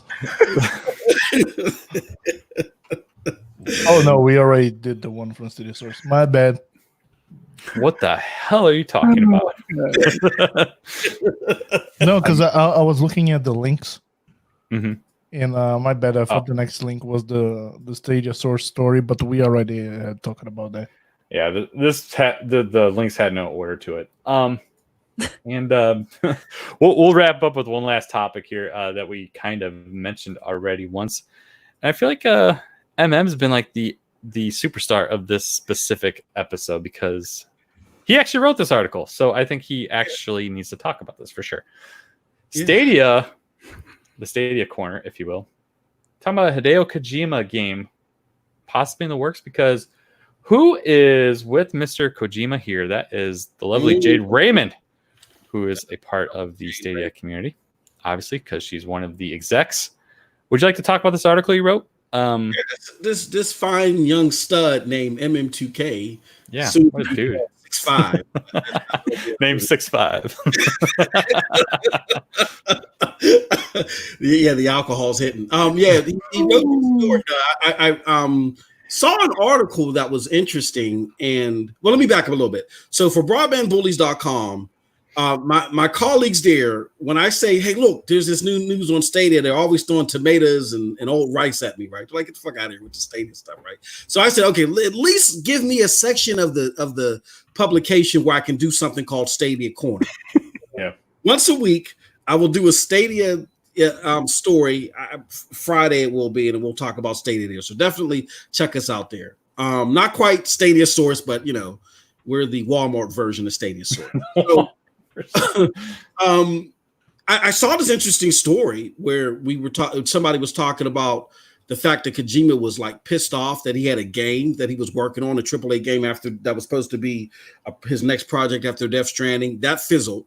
And during that conversation, they rehashed the fact that Jade Raymond had actually went to Kojima's studio in July of 2019, and they were chopping it up. You see right there, you know, chopping it up and talk, and it brought back talks that, hey, it sounds like that there possibly could be a Stadia title maybe in the works, because Kojima's been glowing about wanting to do a game that's cloud-based. So very interesting revelation. I know Death Stranding was controversial, but with that said, I mean, you can't take away the accolades from Kojima, and him doing a cloud-based game would definitely be the second party knockout hit that Stadia would need while they're still trying to get their first party in tow. Now, do you think that's a game that would kind of be standing on the cloud-based features? So like maybe billions of NPCs, or do you think he just loves the idea of streaming games and just wants to be a part of that? He said, I think within the next few years, gaming will move on to streaming. He had told BBC Newsbeat in November. Movies, dramas, and games will all be streamed, and you'll enjoy them on your iPad. So, yeah, I mean, to your point, it sounds like that he just loves the comfortability of it. But we know Kojima is like a very strange man. So he's probably and then Death Stranding. Look, here's my tinfoil hat theory. Death Stranding was supposed to be way bigger than what it was. You could tell by the cutscenes and all this stuff. I think what we finally got was just the fact that Jim Ryan, who is not it's well documented, he's not a Kojima fan like how Sean Layton and Yoshida was. Yeah, I think he walked him and the guy that's running the studios now that used to be part of Guerrilla Games. I think they walked up to Kojima and said, we're like $85 gazillion in the hole because Kojima games are expensive. And they said, fuck that, ship this as it is, make it a box balancer. You know what I mean? Yeah. And I think he wanted to make Death Stranding way bigger than what it was. And it was supposed to be this Strand game. So why not go for it again with somebody that really desperately needs a game by you? And he could probably pilfer the shit out of Stadia. You know what I mean? Yeah. So it'll be interesting set of developments, and it'll give the attention that Stadia is looking for. Yeah, if it happens. Agreed. I mean, his name holds a lot of weight. I mean, his name, I think, sold Death Stranding to pretty much its peak, probably. Yeah. It's still in my shrink wrap because I mean, I had a lot of games in the backlog. It's still there, but I mean, it is again. Yes, mail delivery simulator. I mean, come on now. Right. Not to hate, but I mean, I could see why you wouldn't be bursting it out of the box right away. Right. So I mean, it's I mean, the public perception obviously kind of influenced me a little bit. That wasn't like a game that you just need to play right away. It was. I mean, it's a long game. So I mean, but Kojima's games are long. So yeah, talking about Metal Gear that had like hour-long cutscenes. I think it was MGS4 that had that. I wonder if Eddie did you like Death Stranding, Eddie? Yeah. Okay. FedEx Simulator, but yeah. I love Death Stranding. It was like a movie in game form. It's not even a game. It's just a movie. Like, I think I've never seen a game like that. Spoiler alert. Spoiler alert. Don't spoil the game. I haven't played it yet. No, but oh my God. It's not that big. I'm just going to say once you finish the game, there's a cutscene about 50 minutes. Oh, yeah, that's Kojima, You see, you think, okay, I'm done. No, there's a cutscene of 50 minutes. So I know Metal Gear Solid 5 on Stadia. It's very emotional. Yeah, I did a video back months ago when I saw that picture that MM using on his article, and I gave a prediction that Death Stranding will be coming to Stadia in July. Yeah, I think it's coming. Interesting. By then, we got the announcement it was coming to PC, but no news about Stadia. So I don't think, because of contract legal issues, it is coming to Stadia. But as MM was saying, maybe that huge truck of money came and said, you know what? There you go. Do your next thing for Stadia. I still think Death Stranding is going to make its way to Stadia, though. Maybe down the long haul, as Google says, but Kojima, it's a guy, as you guys were, I'm just repeating whatever you guys were saying, because the name of the dude who bring gamers everywhere, and that's about it. Once Kojima has a crazy idea to do this open world game with cloud features, that cannot be done anywhere. Because let's just do a quick recap of Kojima history here. He worked on Konami, and then he tried to do stuff at Konami. They didn't allow him, so he said, "Fuck you! I'm gonna build my own studio," and then he built it. And there was Death Stranding, which, by the way, I think was this week. They put in an article saying it sold more than expected already, and it's coming to PC in the next months. Nice. Yeah, I mean, if there's one person I can say "fuck you" and just do their own thing, it's probably him. So he just really, honestly though, he needs to make a movie. A film. He really does. I was gonna say an animated, but I mean, like the CGI film. He really does. Metal Gear Solid film. I don't know. Does he still have the license to do that? No, that's all that's Konami. the problem. I Yeah. know.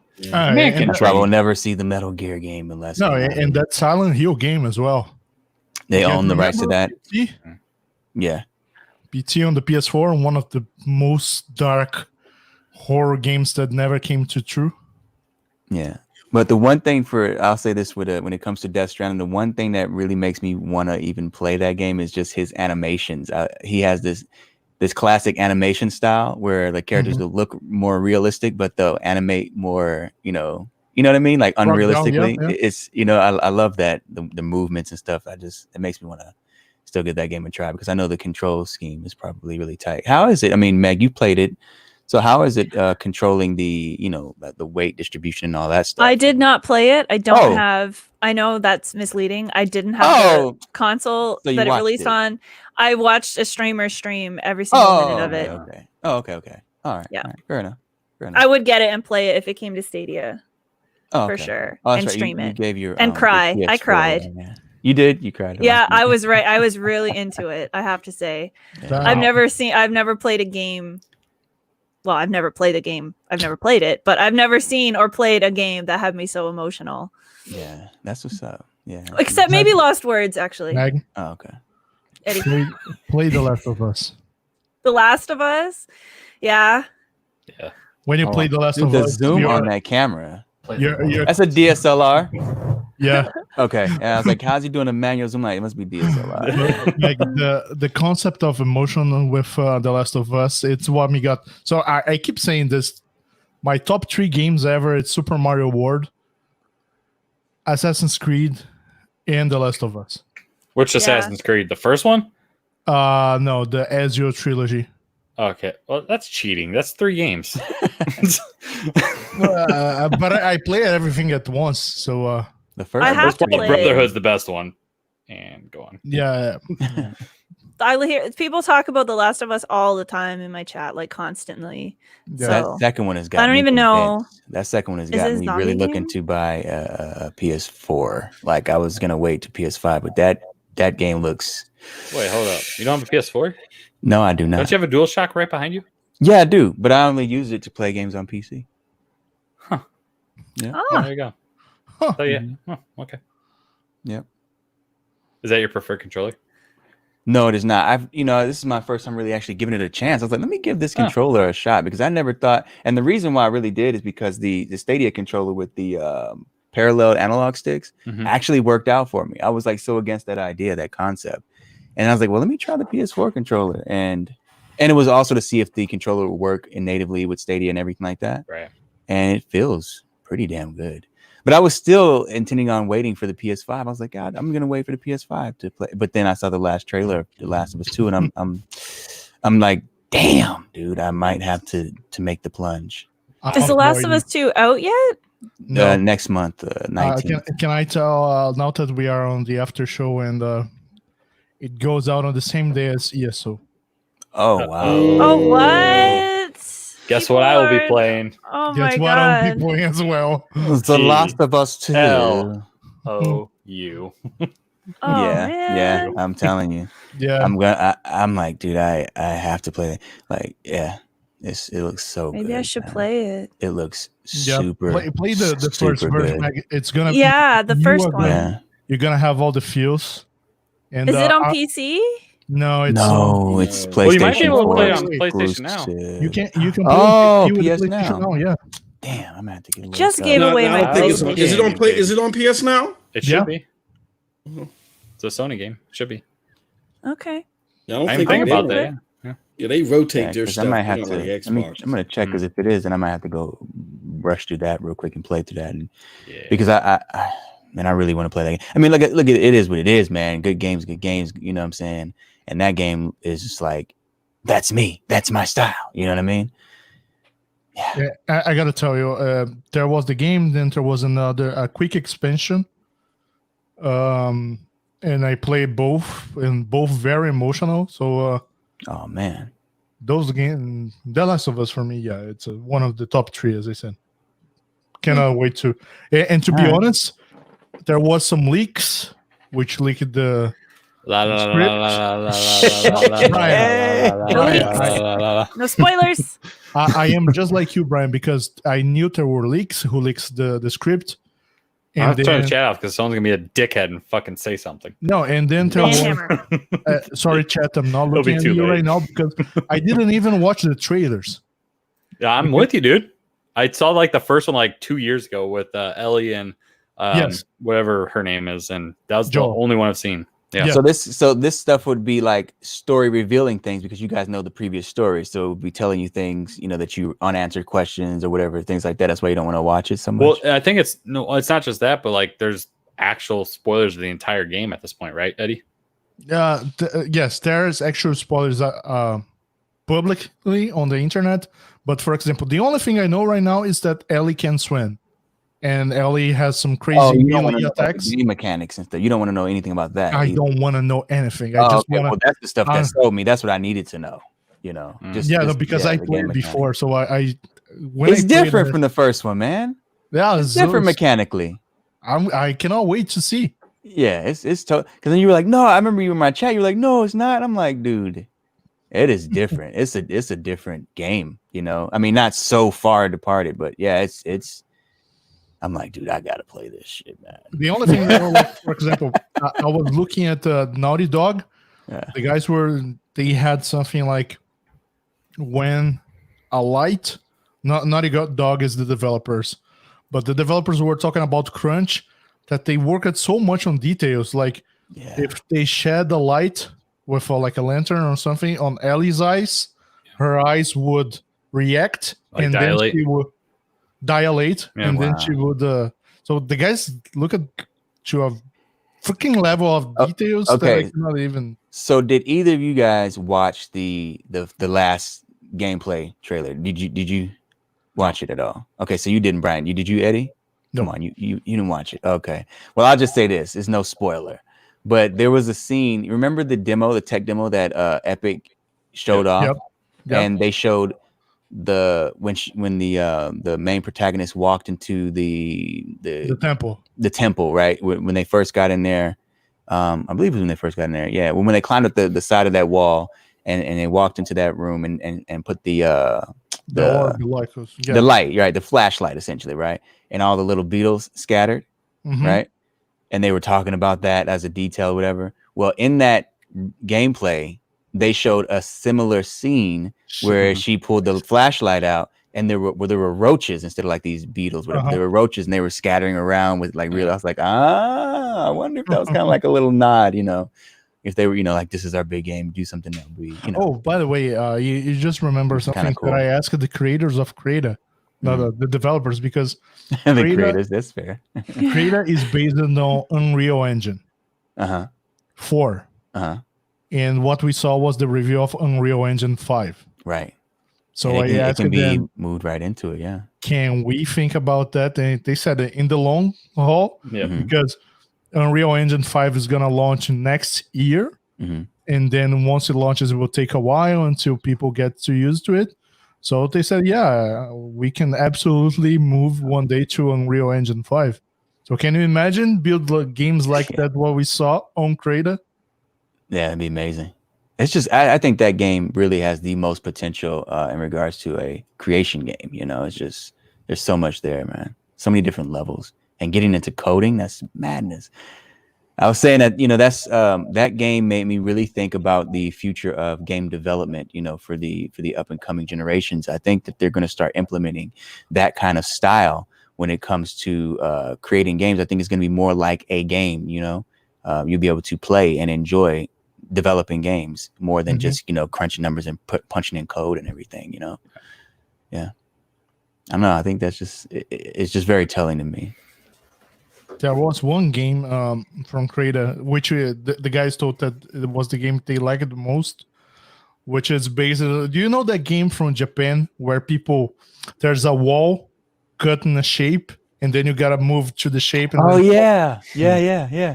So there's a game similar to that on Crayta. No way. So yeah. That was an MXC, was it? Does anyone remember that show? Some wacky Japanese games. They have Extreme Elimination Challenge. Never mind. Let's get off topic. You're talking about the one where they're rocking the helmets and the little bodysuits and everything. They did that in America too, right? With the Takashi Castle. I forget what it's called. I know what you're talking about. I think it's Takashi Castle. Oh, that's the Japanese one? Yeah. Yeah. All right. Let me see. But and on Crayta still, that was with Andy Morphs. Andy Morphs asked, and they did a game which we cannot see, but inspired on Pac-Man. So there were players who would be the Ghost, and there would be players who would be the Pac-Man, but the visions would be different. So the players who are the Ghosts would be, or no, the opposite. The players who would be Pac-Man would be like first-person shooter, walking around the labyrinth, and the people who are playing as ghosts are looking from the top, so you don't know where you. Yeah. Anyway, it was some crazy shit. I cannot explain. Yes, The Last of Us is on PlayStation now, by the way. So I'm getting my free trial. There you go. So 7-day free trial. I'm getting a PS4. Goddammit, it. Fuck it. Yes. You two need to get on top of that then. Yeah, I'm getting a PS4. Can you play without a PlayStation controller? Yeah, you should be able to. Yeah. I think you can play with the Stadia controller. Is it? Can really? Confirm? I thought you had to have a PlayStation PlayStation controller. Yeah. No, I gave my mom my controller and my PlayStation. Okay, I'm getting it now. And there's a free trial as well, by the way. Yeah, 7 days. I saw that. Yeah. I should stream it. Maybe I'll do a poll and ask my viewers if they want to see me stream The Last of Us. I already know they all say yes. Yeah. They all love that game. All right. Here you go. You need a DualShock 4 or 3 to play it on PC. Right. That's what I thought. Yeah. Oh, maybe I have a 3 somewhere. Wow. Yeah. There you go. But that's only with PS3 games. So Oh, if wow. they have the PS3 version of The Last of Us, you'll be all right. Yes. Oh wow. Okay. Yeah. So interesting. Well, guys, I'm good to go. Trev says yes. Are you certain, Trev? Or are you just saying that? Yes, People what? guess. I hope he's saying yes. I can play PlayStation now with my Stadia controller. Daniel says yes. If Sony's to be believed, I would go with no. This is they're saying yes. I should stream it. I see. There it is.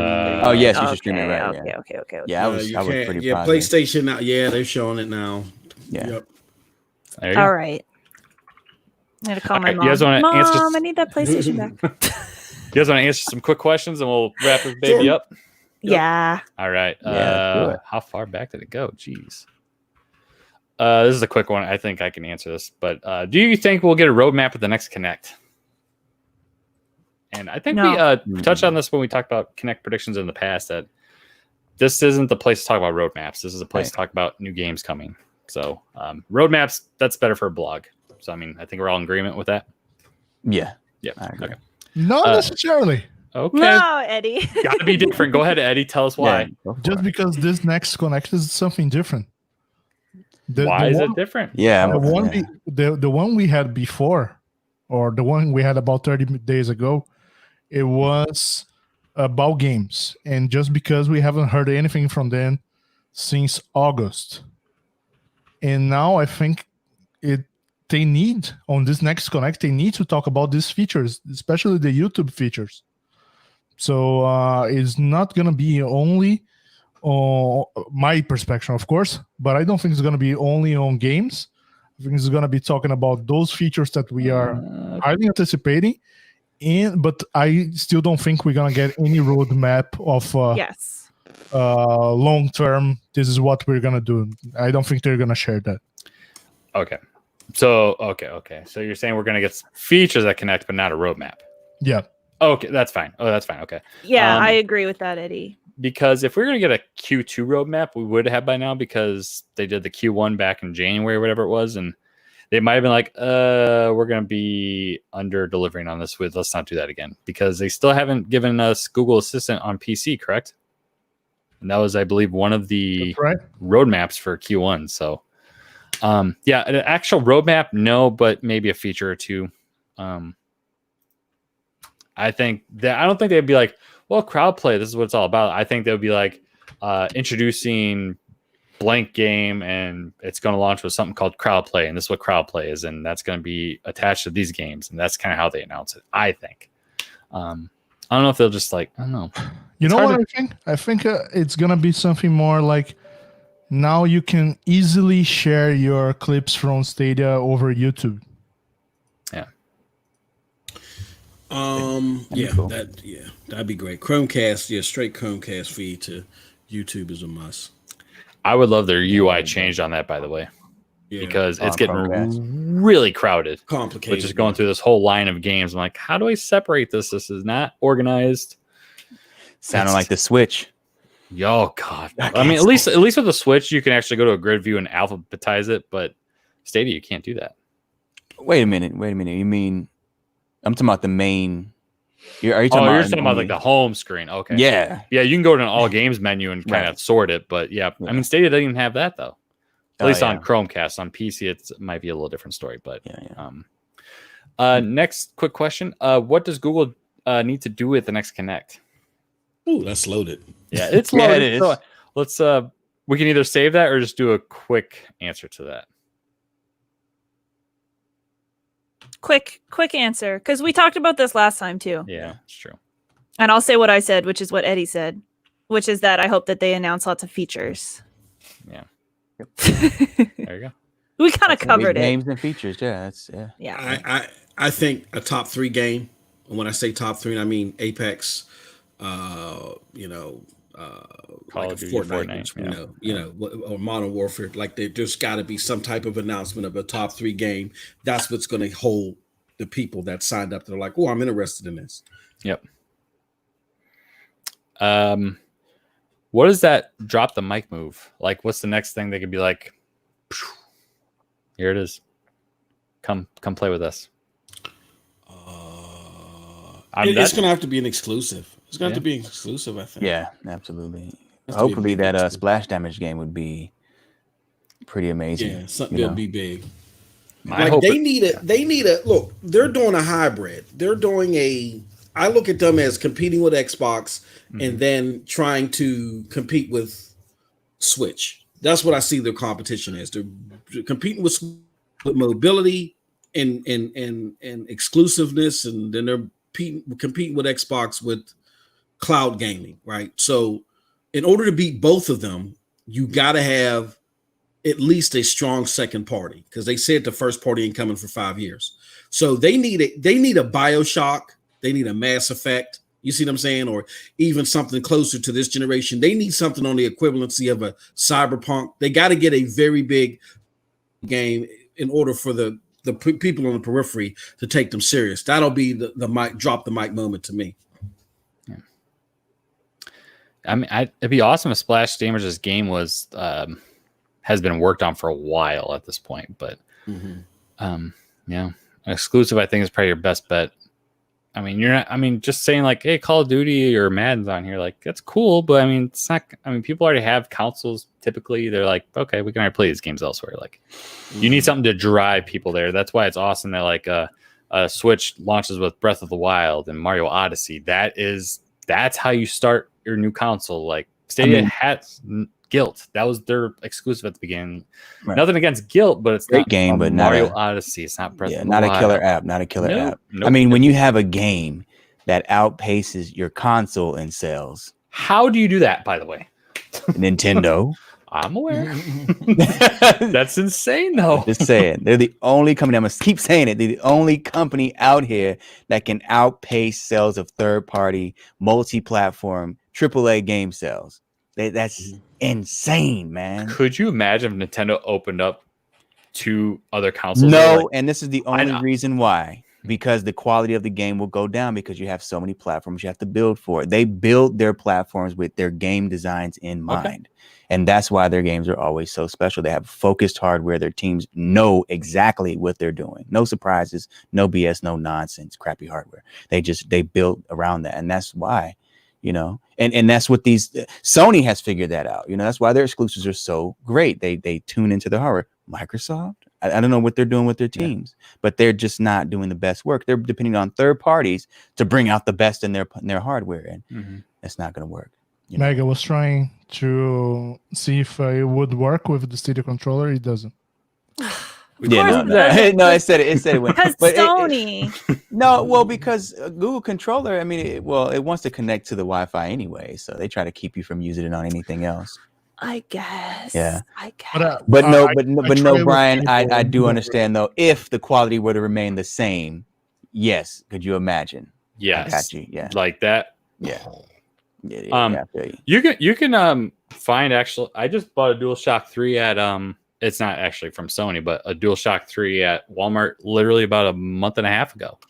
So it's supposed to be able to play Last of Us, though, right? Yeah, you might be able to. Yeah. Okay. I mean, of course, if you got to that point, fuck, I was buy a PS4 controller. So, but yeah. So man, my controller is golden. It's so pretty.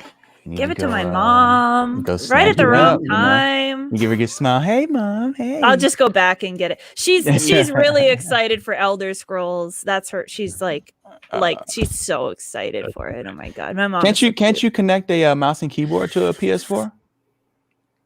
No, not that I'm aware. You can. No, right? actually, it is possible. Yeah, it is possible. So give her the mouse and keyboard. Hey, mom, you can play. It's much better.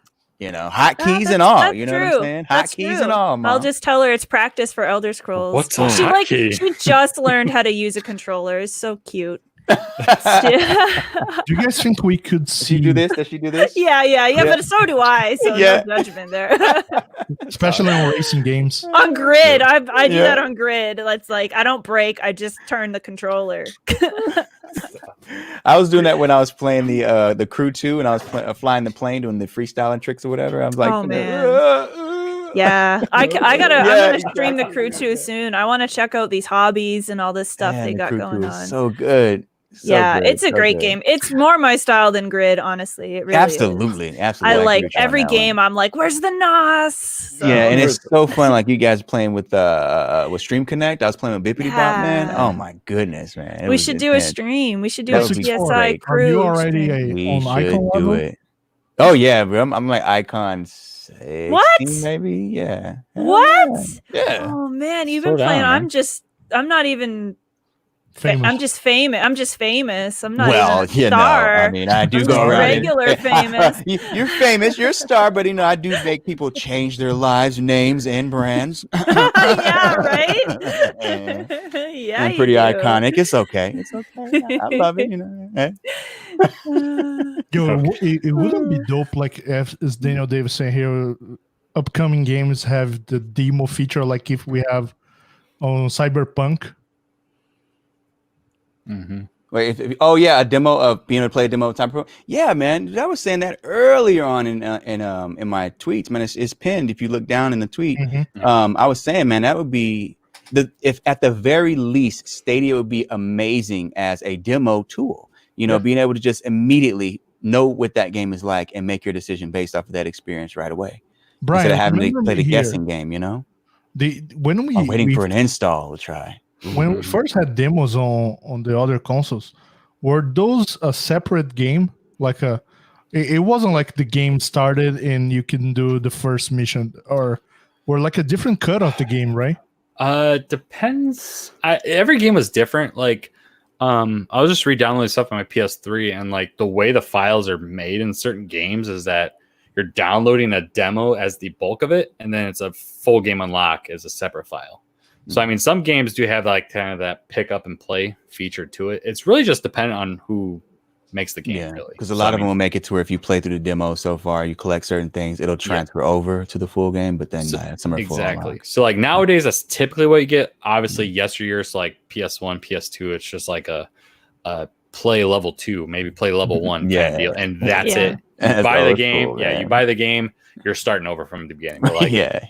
A lot of these games, like Yeah. Dragon Quest on the Switch, I probably is on PS4 too. But, Oh yeah, that's right. you can play like 10 hours of their demo. Yeah. And once you finish that, buy the game, you're picking up right where you left off. Like some games just have like the first X amount available, and then you just buy it and continue where you left off, which is how it should be. Yeah, that's great. Yeah. Yeah, no, you're right. I just remember I downloaded on the Switch the demo of Moving Out. Yeah, I played that. That was actually fun. Yeah, but it is just it's short for a demo, but yeah, it's a fun game as well. It was fun. The comedy, the whole narrative they built around it, that was pretty interesting. Yeah. Chris asked, what would Google do at the beginning of July to make sure they sell the pro membership sub after the free trial ends? So, I mean, at that point, you just keep asking that question, I think, because we're getting to June 8th is when the first 2 months have had that time to elapse. So I think, I don't think they're going to do anything at the beginning of July specifically. If they do anything, it might be the beginning of June to carry over, which I think the pro game announcement had something to do with that too. Do you guys have anything else to add on top of that? I would just say I think that'd be a great acronym now, the WWGD, What would Google do? Yeah. What would Google do? Dude, you can't say that fast. That's hard. Like saying "Okay Google" is so hard for me to say. Like I'm like "Okay Google," "Okay Google," "Okay Google." Like it doesn't sound right. Like, well, if it's anything like what they did in June, they're just going to give us a whole bunch of free games. Like apparently we got 6 or 7 this month. Like I assume we'll get 10 or 12 next month. Like eventually we're going to get less games and everyone's going to be mad because we keep getting more games every month. Yeah. Like they can't keep it up forever or no one's going to have to pay for anything on Stadia. It's going to be like, Stadia was Game Pass all along. Yeah. I kind of made that point. Like at this point, if you were a day one adopter, I think we're probably at the 20 plus pro gaming mark. Yeah, I mean, at least it's an absurd amount. Like it's at ridiculous. I had to go claim Turing tests because I realized I'm gonna miss out if I don't. I like to claim them on stream, so I was waiting, but then I was like, oh my god, it's basically June now, so I had to claim it because I do want to play that game. But why do you like to do that? Do it that way? People like it, and I like to show off Stadia. So I start when you don't see it in my library, and then I show my phone, and then I claim it, and then everybody's like, "Oh wow, it's right there, so quick!" And then like I get people almost always comment about doing that. So it's amazing. It's cool to see it. Trev asked if IGN Summer is 6th to 8th. It's actually a lot longer than that. Let me pull this up real quick. It starts on June 5th. David Hayter, by the way, I believe is the voice of Solid Snake. So he's going to be a part of this. Right there. There it is. Yep. Original voice of Solid Snake. Yep. But down here, more to come. Arcade 1-Up, Blizzard, and then eventually... Wait a minute. Interesting. The very first... We should be at around 21 games, by the way. Yeah. The very first few images of this specific thing I've seen had Google Stadia down here. It's not there anymore. Can you make it bigger? Yeah. That's what she said. Aha! Oh my god. Oh, what the balls? Nope, apparently not. F you, Eddie. Hold on. I got this. Nope. That's a big nope for me, dog. See if IGN shared it on their Twitter. I don't know, their website's kind of weird. A sequel to Sonic's in the works, by the way, so that's awesome. Just in case anyone didn't know. What was that? A sequel to the Sonic movies in the works. Oh. That was like I hadn't watched it yet, but I heard that's actually really good. Did you watch it? Have you watched it yet?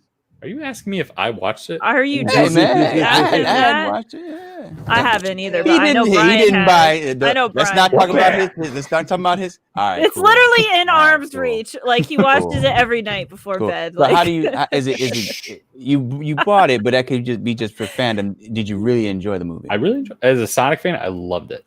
Okay, Absolutely loved it. You haven't seen it yet, though? I hadn't. No, I hadn't. Honestly, I hadn't. You should I have want entered to, but I should have entered my contest the other day, bro. Yeah, you missed it. Could have won it. Yeah. There's gonna be a sequel, right? Yeah. Well, that's It what I should just be. said. There's no one listening to me. Come on, Eddie, man. what? Is No, Eddie Cap, sleeping? no. No. God, you suck. He's just not figuring that out. He didn't even have his headphones on. He is not even listening to us at all. Of He's course not I'm even. listening. He's not even pretending. He's like, Whatever. Get off of Yeah, this. right. He's Yeah. giving up. He's giving up. No, Hold on, I'm gonna find I'm it. listening. There's a bigger version. you know of when it. he's not listening, when he does that serious face, and he's like, Yeah, you can tell when he's concentrating really hard. Yeah, you know it. Eddie's gone, y'all. Eddie's gone. Yeah, Paul has to focus. we call it concentrating. We know what's up. Hold As on. Stadia Stan was saying here, I think I would love to see 1 year of membership with a better deal. Like it's $10 per month, so I would say $80 per year. Didn't John Justice say that's happening? Nah, he played the dumb. Of course he did. He played. Oh, do you guys want that? Maybe we think about that. You guys want that? Yeah. Everyone else does it. Why not? Okay. So this is weird. So the first thing I just showed, Stadia is not mentioned at all. This was posted on the 20th, so about 9 days ago. And then this was posted on the 26th. So I don't know what the hell. Wait, hold on. Articles? Is this it?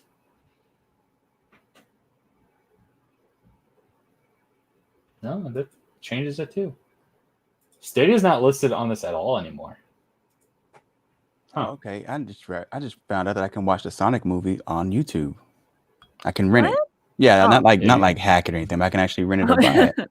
Yeah, no, I wouldn't do that. I wouldn't do that. Yeah, That's very cool. yeah, that's pretty cool. Well, you wouldn't tell us that you did that. No, I wouldn't. No, I wouldn't.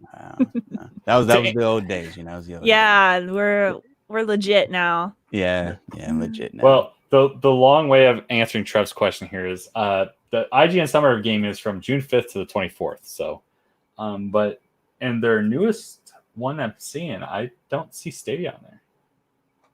Huh. I don't know if this is not updated or what, but this might be old. It does say June 20th, but then there's an update 5/27, and then it just has the Stadia list one that's not there anymore. Because this is the initial one that I saw the other day. I'm sure you guys did too. Where it's down the bottom right. Nice. The new one I was just looking at that I brought up at the beginning where I said David Hayter, blah, blah, blah. This isn't here anymore. Did it So- just not say Stadia, or did it not have anything listed under there? It doesn't have Google Stadia, so if I pull this up. Oh, well, that's a little bit mysterious, isn't it? Oh, wow. So this has an update of the 27th. Let's see. It's not down here anymore. It's not there. Not there. Check out. Oh, That's Google's right interesting. here. It's still in the article, which is weird. Okay. Huh. Google Stadia. It's just Hmm. I don't know. Maybe it's a lot of people are all over, man. They're not getting their ducks in a row. A lot of things going on with this stuff here. Yeah, it's weird. And two different people are responsible, or two different crews are responsible for those different things you say here. Dude, how have you not seen the Sonic movie? Seriously? I hadn't. I Let's see. Brian Oh my shared God, the links I on the hate chat. guys. Yeah. I'll wait Dude, till it I comes just out said on- I just said I can get it on YouTube. I'm gonna get it, and I can get it I'll in wait. full glorious Mhm, UHD. Okay. When it comes to Netflix, I'll watch it. It ain't coming Netflix, guy. When it, well, I guess it's only I like- won't be watching it then. You can get it in standard definition for $5, $6 in HD, and then $8 in 4K. Eddie, that was the I do have first a thing I 4K had pulled monitor. up. That's renting. That's renting though. That's Say renting. I that don't even again, get to Brian? keep it. Yeah, you don't get to keep it. $20, you get to keep it in 4K. That's the only Oh my purchase God. option. Yeah. Yeah, Yeah. that was the first link I had up first, Eddie, when it said it didn't say Stadia. Okay. But no, yeah, obviously, it's weird yeah. because when you do a Google, you do a control find there. There's Mhm. Google Stadia in the list right, which is of lineup. No, I know you did that. I know you did that. Don't worry. no, But, it's not the Control F thing. No, we just highlighted it. And but the thing is, Google Stadia said a lot of things will come in the summer. Would start on June 22nd, and the event ends on June 24th. And maybe there's not a full schedule yet because we don't see every single publisher that has already been announced on that schedule. So, yeah, it's gonna be. I think it's gonna be somewhere in between. During this schedule, we're gonna see something Stadia popping up soon. Yeah. Well, we shall see. We shall see. I mean, it starts here next week. Yep, next Friday. So, wow. Yeah, summer gaming is finally here. Maybe that's when we'll get some new sales because we are currently without sales. Well, yeah, that was in that the same point. the thing we looked at earlier. Yeah. Yep. Secrets. Ongoing sales. All right. No, the summer game sale was in the APK. Yes. Yeah, the APK. Okay. That's what I was trying to say. Yeah. So yeah, we should get one soon. Yep. Although I guess soon, summer isn't technically until June 21st or whatever, but soonish anyways. Whatever. We're gonna get 7 new games in a couple days here, or 6 games in a couple days. That will be busy. That's so insane. I can't believe that. Yeah, it's crazy. I want to play Super Hot first. Yeah, you said Panzer Dragoon wrong, but okay. Have you ever seen that game? That game played, Meg? Just the trailer, which is like 30 seconds, but visually and the idea of it, I think is really cool. So I'm gonna check it out. Brian, you was Mortal Kombat fan. Did you saw anything about what's the name again of the Northern Realm? What about? Am I saying that right? Yeah, NetherRealm. Yeah. NetherRealms. Yeah, NetherRealms doing another game. Yeah, the current rumor is Injustice 3 is not the next one. It's something separate of Injustice and Mortal Kombat. Those are the only 2 games they do. So, good. Be interesting. Personally, I want Injustice 3 because I'm a huge DC fan, but I'm interested what they could be cooking up. So. Yeah, because they've done great jobs on both games. So I'd be excited to see something fresh. Yeah. It's that Injustice series has spun off some amazing comic books, but now we're getting really nerdy. But it's like we haven't been there already. Yeah, we talked about anime right at the beginning, right?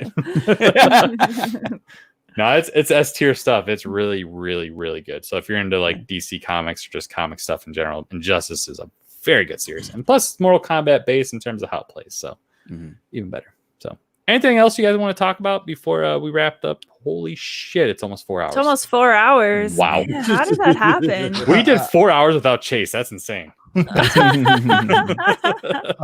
just want to answer the Stadia stand here.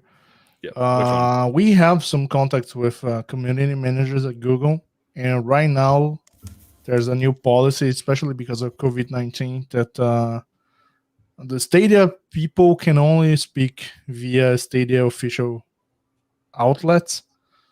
So they are not speaking to YouTube channels. They may be speaking with some media outlets such as IGN. But right now, for us, the smaller creators, the doors are closed. Yeah, they're not. Yeah.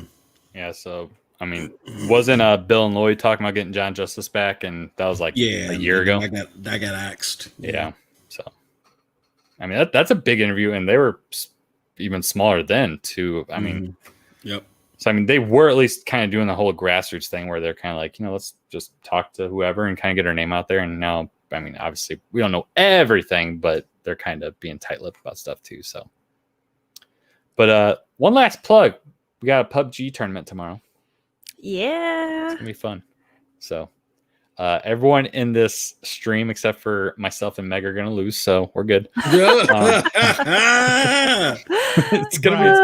Yes. You're going to lose it. We whoop y'all asses in that PUBG and get them chicken dinners. All right? You guys didn't have a chance to play together a single match, right? You don't know that. Not on stream. We haven't. You don't know what we've been doing behind the scenes. Hours. I can say let's say Astroneer and Top 12. All right, that's it. Astroneer. Astroneer and Streets of Rage 4. That's been our practice. Right. There you go. We're ready There to you go. RTG, baby. Nice. Ready man. to God go. damn it. Oh, man. I was like, All I have a feeling that's not right, but I'm gonna stick with it. So our friend Tom from the Sounds of Stadia, who was one of Meg's co-stars in the Stadia Connect. Here's the list of PUBG stuff tomorrow. So 12 UK time, 2200 UK time, which is 10 o'clock UK time, which is 4 p.m. Central Daylight Time, 5 p.m. Eastern, is when you can catch the PUBG Stadia Content Creators Cup.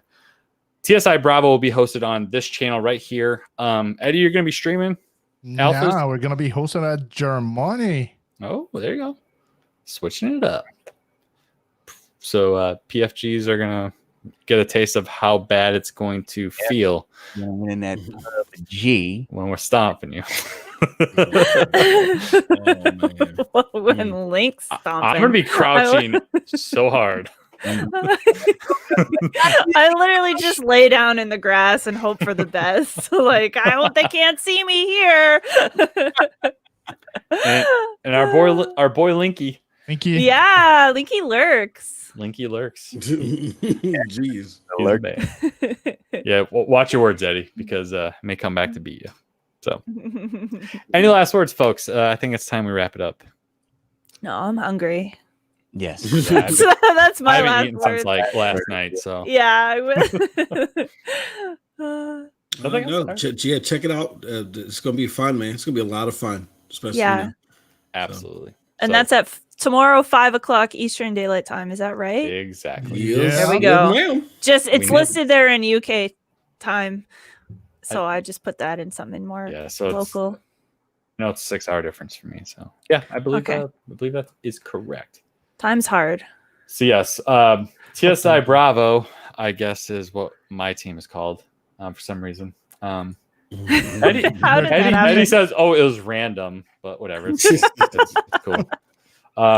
We'll be on this channel, and so that's me, Chase, Meg, and Link, and then on Germani's channel be him, Eddie, MM2K, and Project Storm. It's gonna be an awesome battle. I think Tom is still technically putting some of the other teams together because not everyone had a full 4. So it'll be. No, they recently They're locked announced in that- now. Oh, they did. Yeah, but the thing is, we're gonna run a few matches, Okay. and then we will probably do that. We will do some random matches. So it's gonna be a draw. Can I say that right? Lottery, I So, think, is what they said. yeah, Okay. more lottery to Mhm. define which will be the next teams. So we will mix it up. There you go. So it's gonna be fun. Oh yeah. Definitely be a lot of fun. It's gonna Get be the- fun to win. Winning. Absolutely. It's I fun. agree with that one. Get subscribed to my channel. Get subscribed to Jeremiah's channel. Get subscribed to Eddie's channel, Meg's, What's and up? MM2K. And I guess you can subscribe to Chase too. Whatever. It's cool. He'll appreciate it. But I think that's it, folks. Yeah. Next time we see you, we'll have about 7 more games in our library. Mhm. Yes, I think there's gonna be another pro game. That's my random prediction. For June? Yep. Ooh.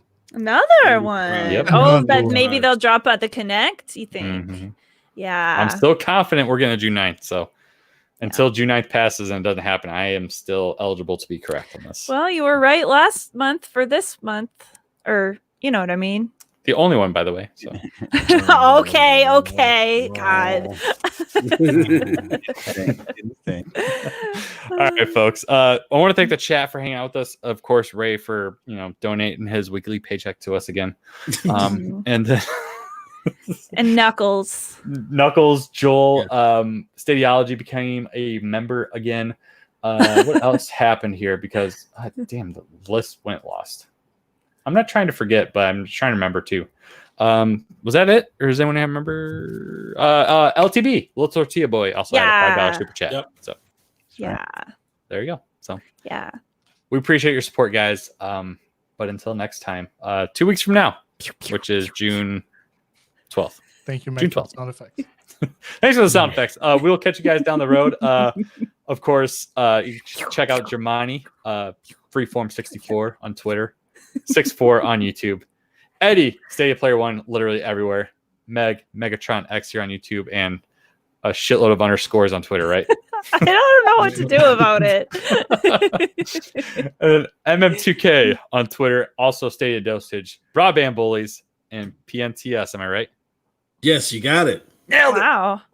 Nailed it. I got you guys all right. And then Chase, I guess you can find him on Phantom UFC Fan and Stadia Talk. He's got Ray tomorrow. Ray needs to go to sleep. He has to wake up in like 2 hours. So I don't know what the hell he's still doing up. I don't think Ray sleeps. He is literally a cyborg. So Facts. it's true. So you guys have a great night. We'll catch you down the road. I'm out. I gotta sleep. I haven't slept in I don't even want to say. Later, guys. See ya. Great. Hey, appreciate y'all.